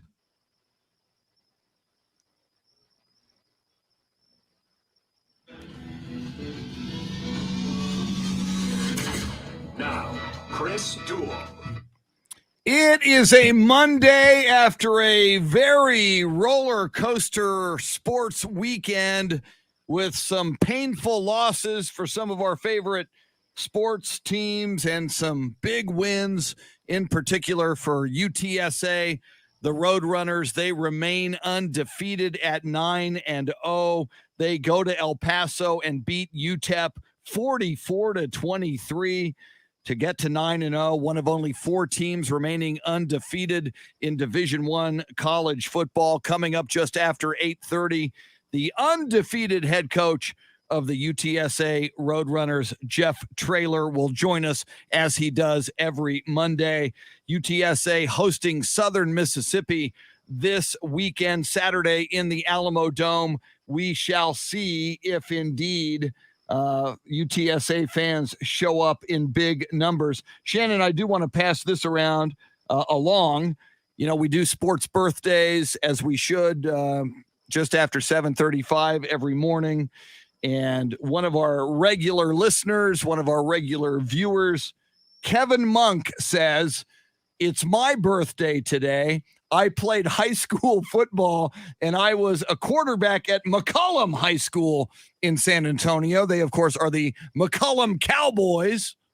So happy sports birthday to Kevin Monk, who we can say was a Cowboy quarterback because he played for the McCollum Cowboys. He's no Cooper Rush necessarily, but he was a Cowboys quarterback at McCollum. So there's that. Happy birthday, Kevin. Happy birthday, Kevin. I like your name. Kevin's a good name. Kevin's a good name. Kevin Monk, that's a great name. Very nice. So we're all, you know, we if you let us know the birthdays, we give shout outs for birthdays. We give shout outs for a lot of things. So there is that. Shannon, lots going on in the sports world that we still have to get to. You brought up last week, and when you brought it up, I thought, you know, it's not going to happen this time. You brought up dramatic. The Manning cast curse. And I do believe in curses, especially the blue jersey jinx. Now we have the red stripes jinx, perhaps, for the Cowboys after yesterday. There is the Sports Illustrated jinx. There's the Madden curse. And now, Shannon, we have even more ammunition, more gasoline, more fuel that a Manning cast curse may indeed exist. The Mannings have been on Monday Night Football. I do believe they will be back again. They have taken some games off. But during the game, part of what makes it so interesting is that they bring on other people to interview, whether they're current or former players. But they do usually have a current player who is obviously not playing in the Monday night game. But it just so happens that those players turn around and their team loses or they get hurt. They've had the likes of Patrick Mahomes, Tom Brady, I believe the Matthew Stafford of the Rams. And this last week they had Josh Allen. And we thought, well, this will be a test. I mean, there's no way the Bills, flying high-powered offense, will go out there and lose to Urban Meyer, Trevor Lawrence, and the Jacksonville Jaguars. All the teams to lose to. Sunday happens, and not only do the Bills have trouble scoring, but they only get 6 to Jacksonville's 9. So they ultimately lose. The Manning cast curse is a thing. Josh Allen is the latest victim. I have been looking all morning to see if there's been an announcement of who the next guest will be. As far as current players are concerned, I have not seen one yet. I'm not sure if that's because the announcement will come later or if they're just struggling to find a current player at this point. But we know they're athletes, right? Every now and then you find someone with the right ego who will say, not me. Not going to happen to me. I will be on that show. I need more endorsements. I need more pub. Get me on that show. I'll do whatever. My team is fine. We will be great. But as of right now, it's not looking great. And I'm sure that will be a center of conversation because you know them. They're fine bringing it up. It's not like it's their, it's their curse, but they aren't being cursed. They're not the ones being cursed. They're not the ones suffering. If anything, it's just bringing more attention to their Manning cast. I'm not happy about it. I was not happy to see the Bills lose. As we know, they are my number 2 team. And it hurts not only that they lost, but that they lost to the Jaguars. Yeah, that was, I think, the 2 big jaw-dropping upsets yesterday in the NFL. Of course, the Cowboys being down 30-0 in the fourth quarter before getting 2 garbage touchdowns and 2-point conversions to make it 30-16. But you're right. At Jacksonville, Jaguars beat the Bills 9-6, all field goals, no touchdowns scored by either team in that game. But I do have the Mannings tonight, if they really want to make a lot of noise, get Aaron Rodgers as a guest on that show tonight. I don't think it's going to happen. That feels like it'd be more of like a reverse the curse type of situation. Yeah. Like all of a sudden he's cleared from COVID protocols, then they go out and the Packers win every game when he comes back. Yeah, I don't know who they get on, or I don't know if the NFL is like, hey, cool it. It is certainly something to track now. Players. The Manning cast curse. We now, I mean, I think your biggest ones are the Sports Illustrated jinx, right, and the Madden curse, right. But now the new hot curse of 2021 and the football season, the Manning cast curse. Watch them have Dak Prescott on tonight, or like Zeke, or like somebody from the Cowboys. Oh God, watch it be Jerry. Watch Jerry or Steven Atlanta Jones. by 20. It's not going to happen. Oh, my God. Speaking of which, you mentioned the Cowboys' next opponent, the Atlanta Falcons. The good news for the Cowboys, and, as we talked earlier about the Cowboys' 30-16 loss to the Broncos, part of what I was thinking to myself was same as it ever was. Here comes, the Cowboys doing what the Cowboys do, and that's underachieve, and when they got a good thing going, find a way to screw it up. If the Cowboys can get back to playing the way they played before the Bronco game, the next few games. Now, I know after the Falcons, they're at the Chiefs, and that's the 4 days before Thanksgiving game on the 21st. And the Chiefs, I mean, even last night with Jordan Love, that was a 13-7 win over Green Bay led by Jordan Love. I still think if the Cowboys are hitting on all cylinders, they could beat the Chiefs at Arrowhead Stadium. But the next few games for the Cowboys, Falcons next week, and they're at home at AT&T Stadium. Coming after that loss to the Broncos, I got to believe, even though the Falcons won yesterday, I got to believe Dallas is going to beat the Falcons. Then at the Chiefs, I think coin toss, I think winnable. Then home against the Raiders on Thanksgiving Day. I think the Raiders are in a little bit of disarray after what's gone on. John Gruden, Henry Ruggs, just the awful things that have happened to that organization. Then at the Saints, then at the Washington football team, at the Giants, then the Washington football team before a New Year's-ish January 2nd showdown against the Arizona Cardinals. The Cowboys, I think, have an opportunity schedule-wise to make some hay here if they can really, really clean up what went wrong for them yesterday. Yes, and I can confirm no Manning cast tonight, right? Because they're not doing the full season. So at the very least, there's no chance for a Cowboy to be on there. So no chance for a Manning curse for the following week. I don't like, and I know they've got lives, but come on. I don't like that the Manning cast is sometimes it's on and sometimes it's not. Yeah. I don't like that. They should, ESPN2 should at least have a B team. Right. When the Mannings aren't on, give me somebody. Like the other broadcasters. Yeah, I mean, I would go for that, especially because they're only doing select games. They have yet to say what games they're going to do the rest of the season. So we don't know when they'll be back either. Yeah, who would be the second crew in?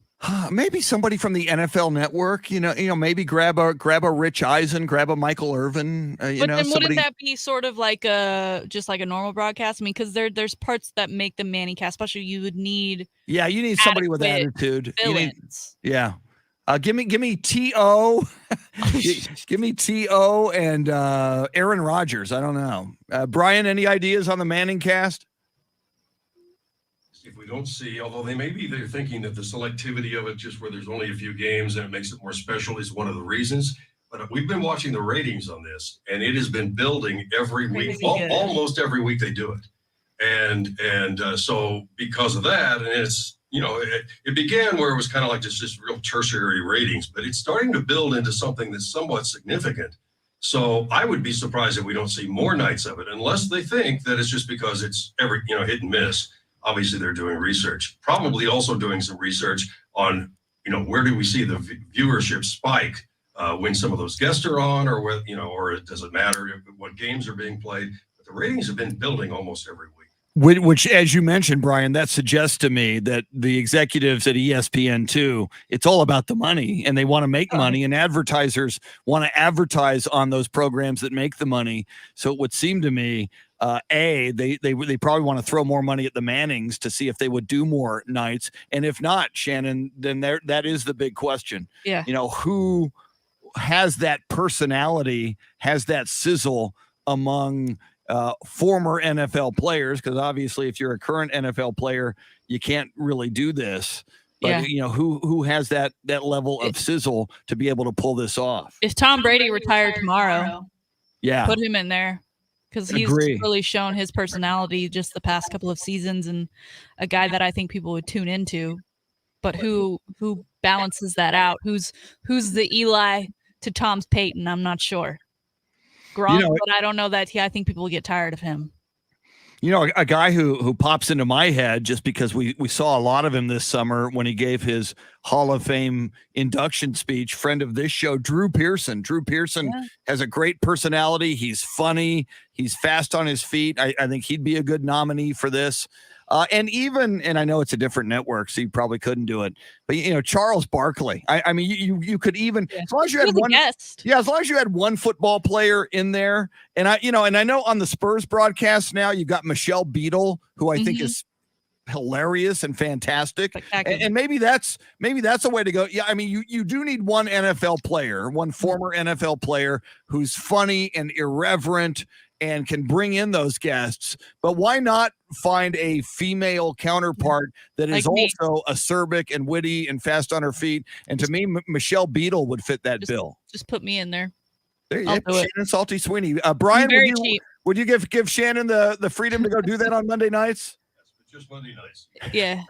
And if I plug this show every day, every time, every break. And I was thinking about, because we see, as we watch who the viewers are to play-by-play on television, some of the younger audience isn't watching the full games. They're watching it on social. They're interacting with their friends. That's how they're obtaining the watching what's going on in sports. In a way, that's what the whole Manning cast is, because you're watching the game, but you're also kind of carrying on this conversation, and obviously you have some characters there we have an interest in. But I think that's part of the secret of this. And so Charles Barkley, those types of folks, almost like you're sitting at the bar, I think there's a there potentially even for a younger audience. Now, Brian, what about this, though? What about the main ESPN Monday Night Football? Are they worried about eroding their own audience, or because it's the same network, are they okay with that? They're okay with it. And I think that potentially it may play to two different audiences. Yeah. Yeah. Especially given the last few years that ESPN's really struggled to find the right cast of characters for that regular broadcast, that any sort of success they can get on Monday nights is good success. Well, and I find myself going to the Manning cast as much as I love football. I mean, if it were the Cowboys, I probably wouldn't do it. Yeah, Monday I find myself, if I know they're there, I go and look at it. To create social buzz, it really plays into, as I mentioned, it plays into maybe not the hardcores, but those that are just wanting to be part of the event. So I would not be surprised to see more of it, unless for some reason they think that, again, it's the selective number that's driving those numbers. Yeah, I got a feeling the number is going to, as you mentioned, increase as it has been increasing. We are at 8:20, and you know what we do at 20 after the hour all day long and into the night, starting at 6:20 all the way till 9:20 at night. Somebody wins $1,000 every hour. This isn't like one sometime today. No. Every hour, somebody wins $1,000. It's the Grand in Your Hand cash contest. You're going to get a keyword now. You text it where we tell you to text it, and your name is in the hat for $1,000 right now. Here it is. Now, your chance to win $1,000. Text the nationwide keyword PAY to 200-200. You'll get a confirmation text and info. Standard data and message rates apply in this nationwide contest. That's PAY to 200. Good luck. The keyword is pay to 200. You got a shot at $1,000 now, and every hour, $1,000 is given away every hour. It may as well be you. Shannon, another story we've been following, and I know it's on your radar this morning. What a crazy season this has been for Spencer Rattler of the Oklahoma Sooners. Before the season began, big-time NFL analysts and draft experts were saying that Spencer Rattler was probably going to be the number 1 overall pick in the 2022 NFL draft. And as we know, he's been replaced at quarterback at Oklahoma. And now we're hearing not only will he not be the number 1 overall draft pick in the 2022 NFL draft, but staying in college, we're probably not even going to see him at Oklahoma next year. Yeah, his longtime quarterback coach, guy who has been helping him out throughout his playing days, has said he does not think that he will be on the Oklahoma 2022 roster and that he will be moving on. Now, where? I'm not sure. I think he has to go somewhere where he's guaranteed a starting spot. I don't think he's going to go somewhere else where he's just going to be put in the same situation. But I also find it interesting in that we're talking about next year when I almost expected him to be in the transfer portal weeks ago. Yeah. Right. Because I don't know. I haven't done the count. I don't know if he burned a year by playing so many games already. But I kind of don't know why he's still sticking out unless it has to do with some of the endorsements he may have and commitments. Because I know he's got, I think, multiple cars that he's been given by dealerships in the Oklahoma area that those would probably go away if he leaves Oklahoma right now. Yeah. But I did find it interesting that no, he's not entering the transfer portal during the season and has already said, no, I'm done. But he's sticking there and still putting on the uniform. But yet his coach is now saying, no, he's not coming back. Well, how crazy is that if that's the case, that here's a guy who would have in another year entered the transfer portal, but because he is making so much money on name, image, and likeness from local Norman, Oklahoma car dealers and sponsors that it won't be worth it to him financially yet during the season to announce that he's transferring, but indeed he, in all probability, to try to raise his NFL stock next season would probably certainly go to another college football program. Yeah, I think NIL's got to have something to do with, especially considering Oklahoma, one of the 4 remaining schools, undefeated, their top 10 team. The likelihood that he goes to another one of these schools with similar achievements, not very likely. So money-wise, he will probably take a hit in the NIL, but he needs to go somewhere where he can once again improve his draft stuff. I don't know that he'll ever be considered a number 1, maybe even a first rounder after this year, depending on how he performs next year. But it'll be interesting to see where he does end up and what those NIL deals look like once he makes that move. I mean, again, this is all a first for everybody. And he is certainly a standout case that I think a lot of current players and future players are looking at, especially when he does end up making a move. I wonder, Shannon, and I know Jeff Traylor, UTSA head football coach Jeff Traylor, going to join us here in just a few moments after 8:30. Is Frank Harris, the UTSA quarterback, a senior? Can you imagine Spencer Rattler? It's like, all right, who's undefeated? What's the hot, sizzling program? Who might need a quarterback next? Spencer Rattler! Woo! I like it, but I don't like it because he's at OU right now. I know. I mean, that's interesting. We automatically don't like Spencer Rattler a little bit because he is. And apparently, and one of the things when we talked about it before the season, he's got his own logo, which is a rattlesnake. It's like selling his own name, image, and likeness. Buy your Spencer Rattler logo shirt. Yeah. I didn't buy that yet. Yeah. Now speaking of NIL and shirts, I was just, every week I've done this before we talk to Jeff Traylor. I go to the UTSA school store website and I look up football shirts. They only have the generic that they have for every sport, the Roadrunner with the band across it says UTSA football. No 210 Triangle of Toughness stuff yet. Who needs to get on this? Because I'm serious. If no one's on this soon, I am going to be the one to patent this. and sell it. I don't know how any of that works because I'm not a business person, but I need them to start making those shirts. Somebody's got to do it, and a player can do it. I don't know why one of their big 3 offensive guys hasn't done it yet. I just Googled Frank Harris. He is a senior, Shannon. I'm just saying. Can he be a super senior though? Because that COVID year eligibility. Ooh, okay, that's possible too. So yeah, I'm all confused on super seniors versus seniors, and do they actually have another year or don't they?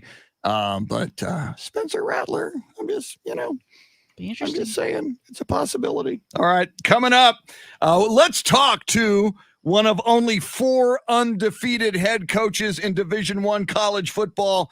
That is UTSA's head football coach, Jeff Traylor, coming off the 44-23 thrashing of UTEP in the Sun Bowl on Saturday night. Coming up, Southern Miss at the Alamo Dome. Football fans, UTSA fans, are you headed to the Alamo Dome this weekend to cheer on UTSA as they try to go to 10-0? I sure hope so.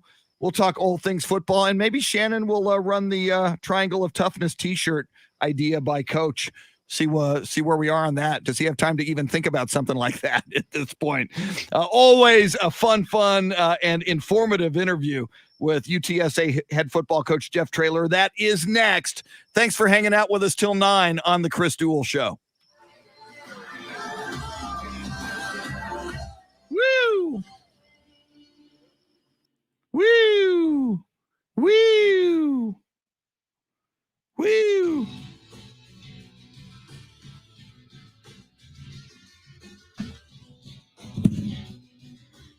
Robert, welcome in. Axel J. Miller, welcome.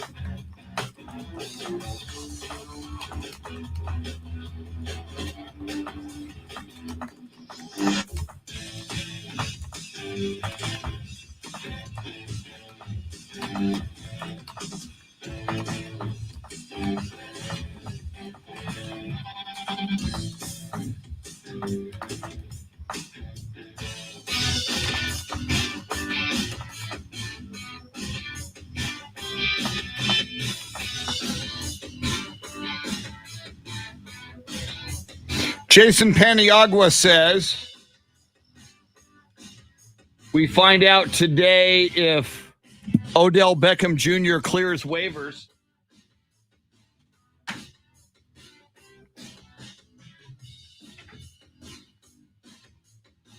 All right, let me find out when that Southern Miss game is. Conference USA. Oh, that's loud.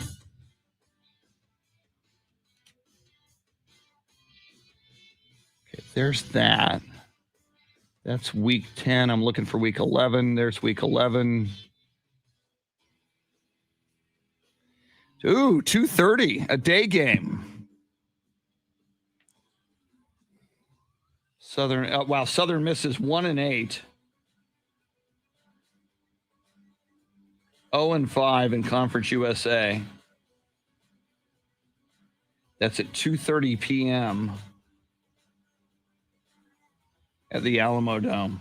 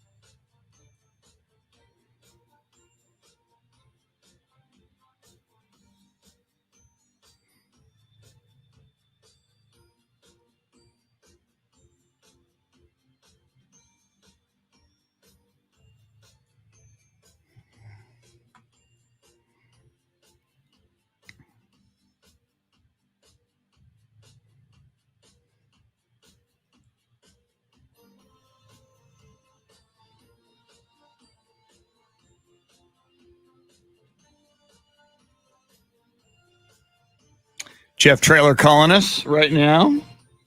Woo!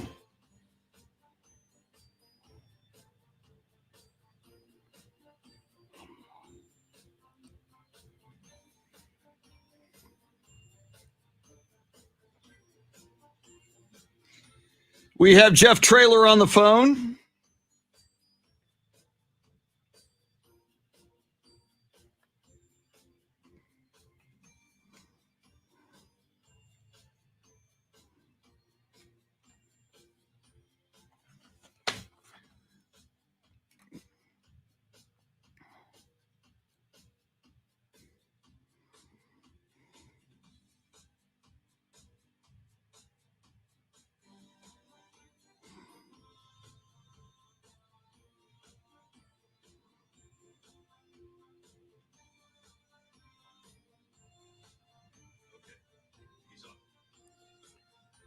Great. Thank you very much. So between you and me, he didn't know that Shannon goes by Salty, so I think he's gonna joke with her about it. Oh, that's great. Tremendous.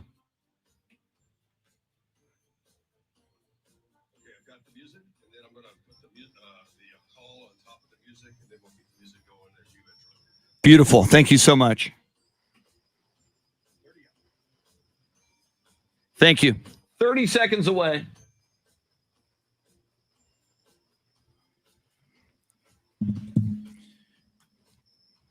Jeff Traylor is on the phone. We're going to go to him now.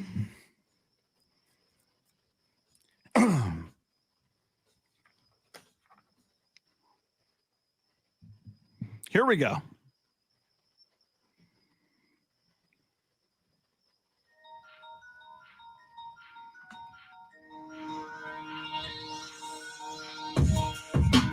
Intent from the pistol this time with Sincere behind him. He'll turn it handed to Sincere. Huge hole up the middle. There he goes. 40-yard line to the 50, to the 40, to the 30. Sincere McCormick's going to take it to the house on the second play of the game. Touchdown UTSA.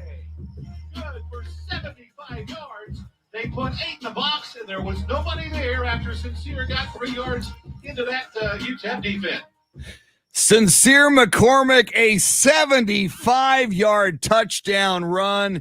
He would carry the ball 21 times for 169 yards as the UTSA Roadrunners go to 9-0. They go on the road to the Sun Bowl in El Paso and beat the UTEP Miners 44-23. That was Andy Everett on the call. And on the phone line right now, the undefeated head coach of the UTSA Roadrunners, Coach Jeff Traylor. Coach, congratulations. I don't get tired of saying it every week. Congratulations on another victory. It never gets old, Chris. Winning's hard to do at this level, so we're going to enjoy every one of them. Coach, we got a message earlier. You know, Shannon and I have a live video feed, and people not only listen on the radio, but they join us there. And somebody wrote us, his name was Matthew Martin, and he made the trip from San Antonio to El Paso to watch you guys win that football game. And he said he was surprised by the number of UTSA Roadrunner fans who made the trip to El Paso to support you guys. Did you notice and did you hear the UTSA Roadrunner fans who were there cheering you on in El Paso? For sure. They were not only a lot, they were also very loud. Had a huge impact on the ball game. From chants for our players, chants for the team. I mean, they were just absolutely incredible. They were there early, pregame. They were there with us, and that stuff matters. You're dealing with 18 to 23-year-old young men. Heck, I'm older than 50. It still makes me feel good to know I got somebody on my side. If fight would have broken out, they had about 30,000, 35,000. We would at least had 5,000 to fight back with. Coach, you get the win over UTEP 44-23. Harris, McCormick, Franklin to be the big three that I was really talking about of basketball, but in football, when all three of those guys are playing at such a high level, I mean, you even said you were as good as you've ever been on offense against UTEP on Saturday. Talk about having those three guys playing at such a high level and what that does for the rest of the offense. Well, it starts up front. Those are the guys that never get talked about, but I mean, they just do such a fantastic job. Our tight ends are as good a blocking tight ends as there are in the country. Obviously, the three you mentioned are fantastic, but so is 88. I mean, JT just had another huge catch for us on a big third down situation. And Cephas, the catch he made coming out of our own end zone was such a huge impact on the game. But I know I'm supposed to be the one that get asked questions. But, Shannon, I have a question for you. There's a rumor going around that you have a nickname called Salty. Is there something like if I lose that name, I'm going to be like, you're going to get real salty with me? Where does that come from? I'm just very quick-witted and a kind of lack of filter at times. It's not for rumor, Coach. It's true. You heard correct. I'm a little nervous now. Chris reminds me get more careful now. Well, and Coach, yeah, I've been on the receiving end of the saltiness, and you know, at 9-0, nothing to be salty about with your record at UTSA. So hopefully, we just keep this good thing going. You don't even have to deal with the salty side of Shannon. I hope not. Unfortunately, in this business, we all know that stuff usually comes to an end. So I'm not looking forward to the day I get to see Miss Salty. talking with UTSA head football coach Jeff Traylor. And, Coach, you talked about how the fans made an impact, a big impact on you guys in El Paso. And you make the point, 18 to 22-year-olds, and you're 50 plus. I mean, it matters when the fans show up. You guys have a big game coming up this Saturday at the Alamo Dome against Southern Mississippi. It's a 2:30 kickoff on Saturday. We've been banging that drum all season long. It is such a great program on so many levels, on the field, off the field, who this football team is, your players, your staff, this university. How important is it to you, to this football program, that fans get out there and support you guys against Southern Miss at the Alamo Dome this Saturday? It's just so huge for our players. I know we've talked about this so many times, Chris. I don't want my kids to be totally dependent on that, but it does help. Our student section, our band have been so consistent this year. The student section's always packed out. The band, social just always rocks it. It's just our fan base continuing to show up more and more and more. We went from the 16s to the 20s, almost 30, and it'll be interesting to see what number we hit this week. I can't imagine they won't show up. Everywhere I go in the city, it's just everybody's so fired up. I mean, I get birds up. It doesn't matter where I go. Somebody's hollering, "Hey, Coach, birds up, birds up." So I really think the city of San Antonio is going to show up Saturday. Coach, I'm looking at the play-by-play for this game against UTEP this past weekend. You guys did not punt. You scored every time you touched the ball, except for the final 6 minutes in which you just ran out the clock to put an end to the Miners' misery. What does it take to control the game on both sides of the ball like that? I mean, that's just incredible. It's the line of scrimmage. It always is. Nobody watches it. I try to tell people all the time, you really want to know where the game is? Watch up front. Quit watching the ball. We all watch the ball, and the ball's not where the game is. The ball is the fun part. It's what we all enjoy watching, but it's up front. Our offensive line, our defensive line, they're really good. They block. That triangle toughness that we talk about all the time, we just don't talk about it. We live it. Our kids are physically tough.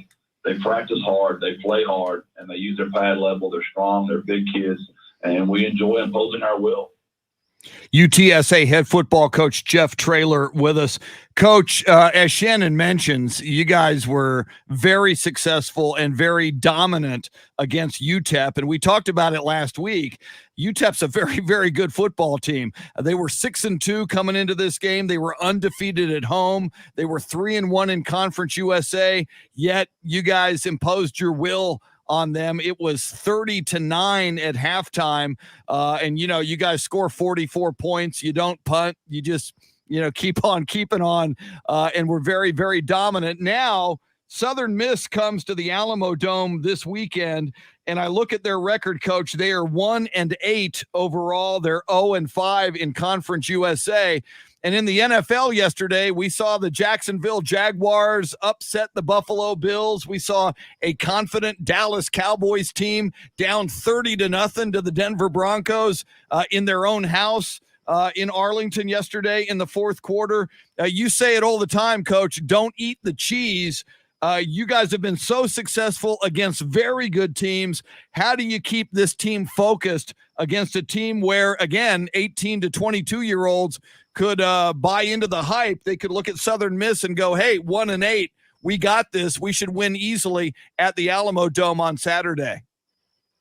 It's not single-digit guys. It's our leadership council. Those are the guys that have to make sure we stay consistent. We don't really ever talk about winning and losing, Chris. We only talk about the 2-1-0 triangle of toughness. What is our culture? What is our brand? And branding is when your image and your identity match. And if we're going to talk about winning the day every day, that's going to be who we are as a program. That's where we stay. Practice makes permanent. Perfect practice makes perfect. If we prepare correctly, we take care of our business, we'll play well Saturday. If we don't do those things, we will not play well Saturday. It doesn't matter who we play. It depends on how we handle our practice, our habits, and our branding. Are we who we say we are? And as long as I've been here, our kids have showed up. We might not have won every game, Chris. There's not been a game where you could pull it up and go, those kids did not show up. So I know we'll show up Saturday as well because those single-digit guys. Coach, every Monday we speak, UTSA football moves up in the AP poll. But last week on Tuesday, we get the first top 25 of the college football playoff. UTSA left off. And a lot of people like myself, salty about it. If you're listening to the show, I'm still going on about the disrespect from an undefeated team not being ranked in the top 25. But a lot of people had a lot to say. But in that, they were kind of calling UTSA something else. They were calling them USTA, the U.S. Tennis Association. You yourself had some fun with that on Twitter with some graphics. I need to know, where did you go to graphic design school, and where can I, because I need that degree, because you were quick with it on Twitter last week. A true story. Those are all my ideas. I cannot do any of that kind of stuff. I'm terrible. Alex Nicasio, my video guy, and I had a great time that night. He's the one that pulled off my ideas. Now, I was on the phone with my son, Jay, and I couldn't find my mouse on my computer. Shannon, I don't know where it was. And I had to call Alex in here to find it for me. So Jake's buddies were like, man, your dad is like the meme lord. That was like incredible what he pulled off. And Jake was like, y'all don't understand. I was on the phone with my dad. He couldn't even find his mouse. He had to call Alex in there to get it. So Jake knew pretty well. I'm not the one that pulled off the schemes. I'm just the one, kind of like the way my team is out there, Shannon. I have the ideas, but my coaches and my players, they're the ones that pull off all the ideas.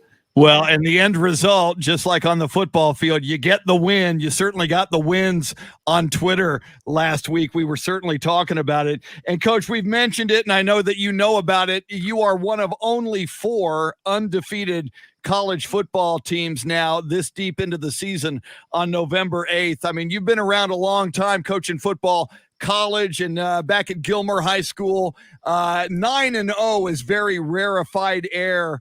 How does it feel to be one of only 4 undefeated college football coaches standing right now? You know, I'd love to just straight culture pillar talk and not comment on that, but I'm going to violate the pillar here, right? It's like a dream. I mean, it's really unbelievable. We are so blessed. We know it. We are not taking it for granted as a coaching staff or players. We do know how this just doesn't happen, right? You could coach the rest of my career, and this might not happen again. And everybody other than Miss Salty would understand. It's so hard to do. So I think you might have used the word rarefied air. We're very grateful, and we're going to enjoy every moment of it and try to keep this thing going as long as we possibly can, Chris. Well, we're loving every minute of it, and you, sir, and your entire staff, all the players certainly, and that entire university, so deserving. Such hard work that you guys have put in.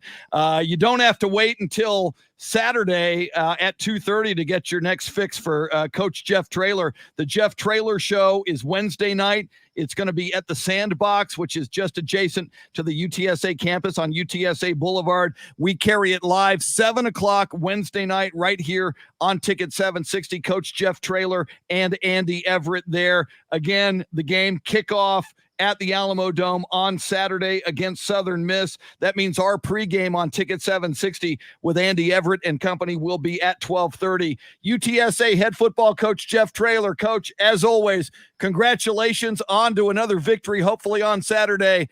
Birds up. We wish you the best, and keep on keeping on, Coach. Chris, Shannon, thank y'all so much for giving our kids some attention. God bless. Birds up. God bless. Birds up. The undefeated coach of the UTSA Roadrunners. And Shannon, Southern Miss is 1-8. This 9-0 is probably going to 10-0 this week. And as soon as those college football rankings come out, they better be well represented in the top 25. Yeah, we'll be marching at dawn if they're not at least 25. Torches and pitchforks is what we're going to be marching with if they're not in the top 25. Yeah. Beauty and the Beast style. You got to love, though, that those were his, we were talking about his tweets last week. Those were his ideas. He just needed to get his son and some people to execute them. That's right. He just needs to provide photo credit. Is all I'm going to say. If he didn't make the photo, give whoever helped him out some love. But I think they're great. I love that they were his idea. Very, very, very cool. All right. UTSA, their program was the subject of our poll question this morning. Shannon, the undefeatedness of the UTSA Roadrunners. We're asking you how long this might go on. What did we learn this morning? Yeah, lots of votes coming in for this one, asking if the Roadrunners finish the football season undefeated. 95% saying yes, and 4% saying no. And if you're saying no, I'd like to know which game or games you think they might lose. That still, though, I mean, Come on. I mean, for social media, for 95% to say, yep, they're going to go unbeaten. I would have thought maybe 81% would say yes. 95, that is big. And a lot of people have voted in that poll. That's pretty cool. Yes, awesome. Very cool. You were very cool as always. And now Coach Jeff Traylor knows how salty you are, Shannon. I feel like he thinks different of me now. And I want to know who told him my not so secret. I will not reveal who might have been on the phone with him a little earlier. I have no idea who that might have been. Nonetheless, thank you, Shannon. Outstanding salty shakedown the entire 3 hours. Let's do this again in 21 hours. Yeah, enjoy some, who is it? Steelers-Bears. Steelers-Bears. No Manning, so no Manning cast curse tonight. Our thanks to the boss man, Brian Gann, multitasking, doing 27,000 things at once, including making this show go. We appreciate it. Have yourself a fantastic Monday. Enjoy Monday Night Football, Steelers and the Bears. And we will certainly have a lot to talk about tomorrow, and we'll have an idea where UTSA is in the college football poll. Have yourself a great Monday. Adios, amigos. All right, y'all. Thank you, Jason. Thank you, Pablo. Thank you, Luisa. 20 people in here right now. Adios until mañana. We'll be here 6 o'clock in the morning tomorrow. Our thanks to UTSA head football coach Jeff Traylor. And have yourself a spectacular Monday. Enjoy. See you later.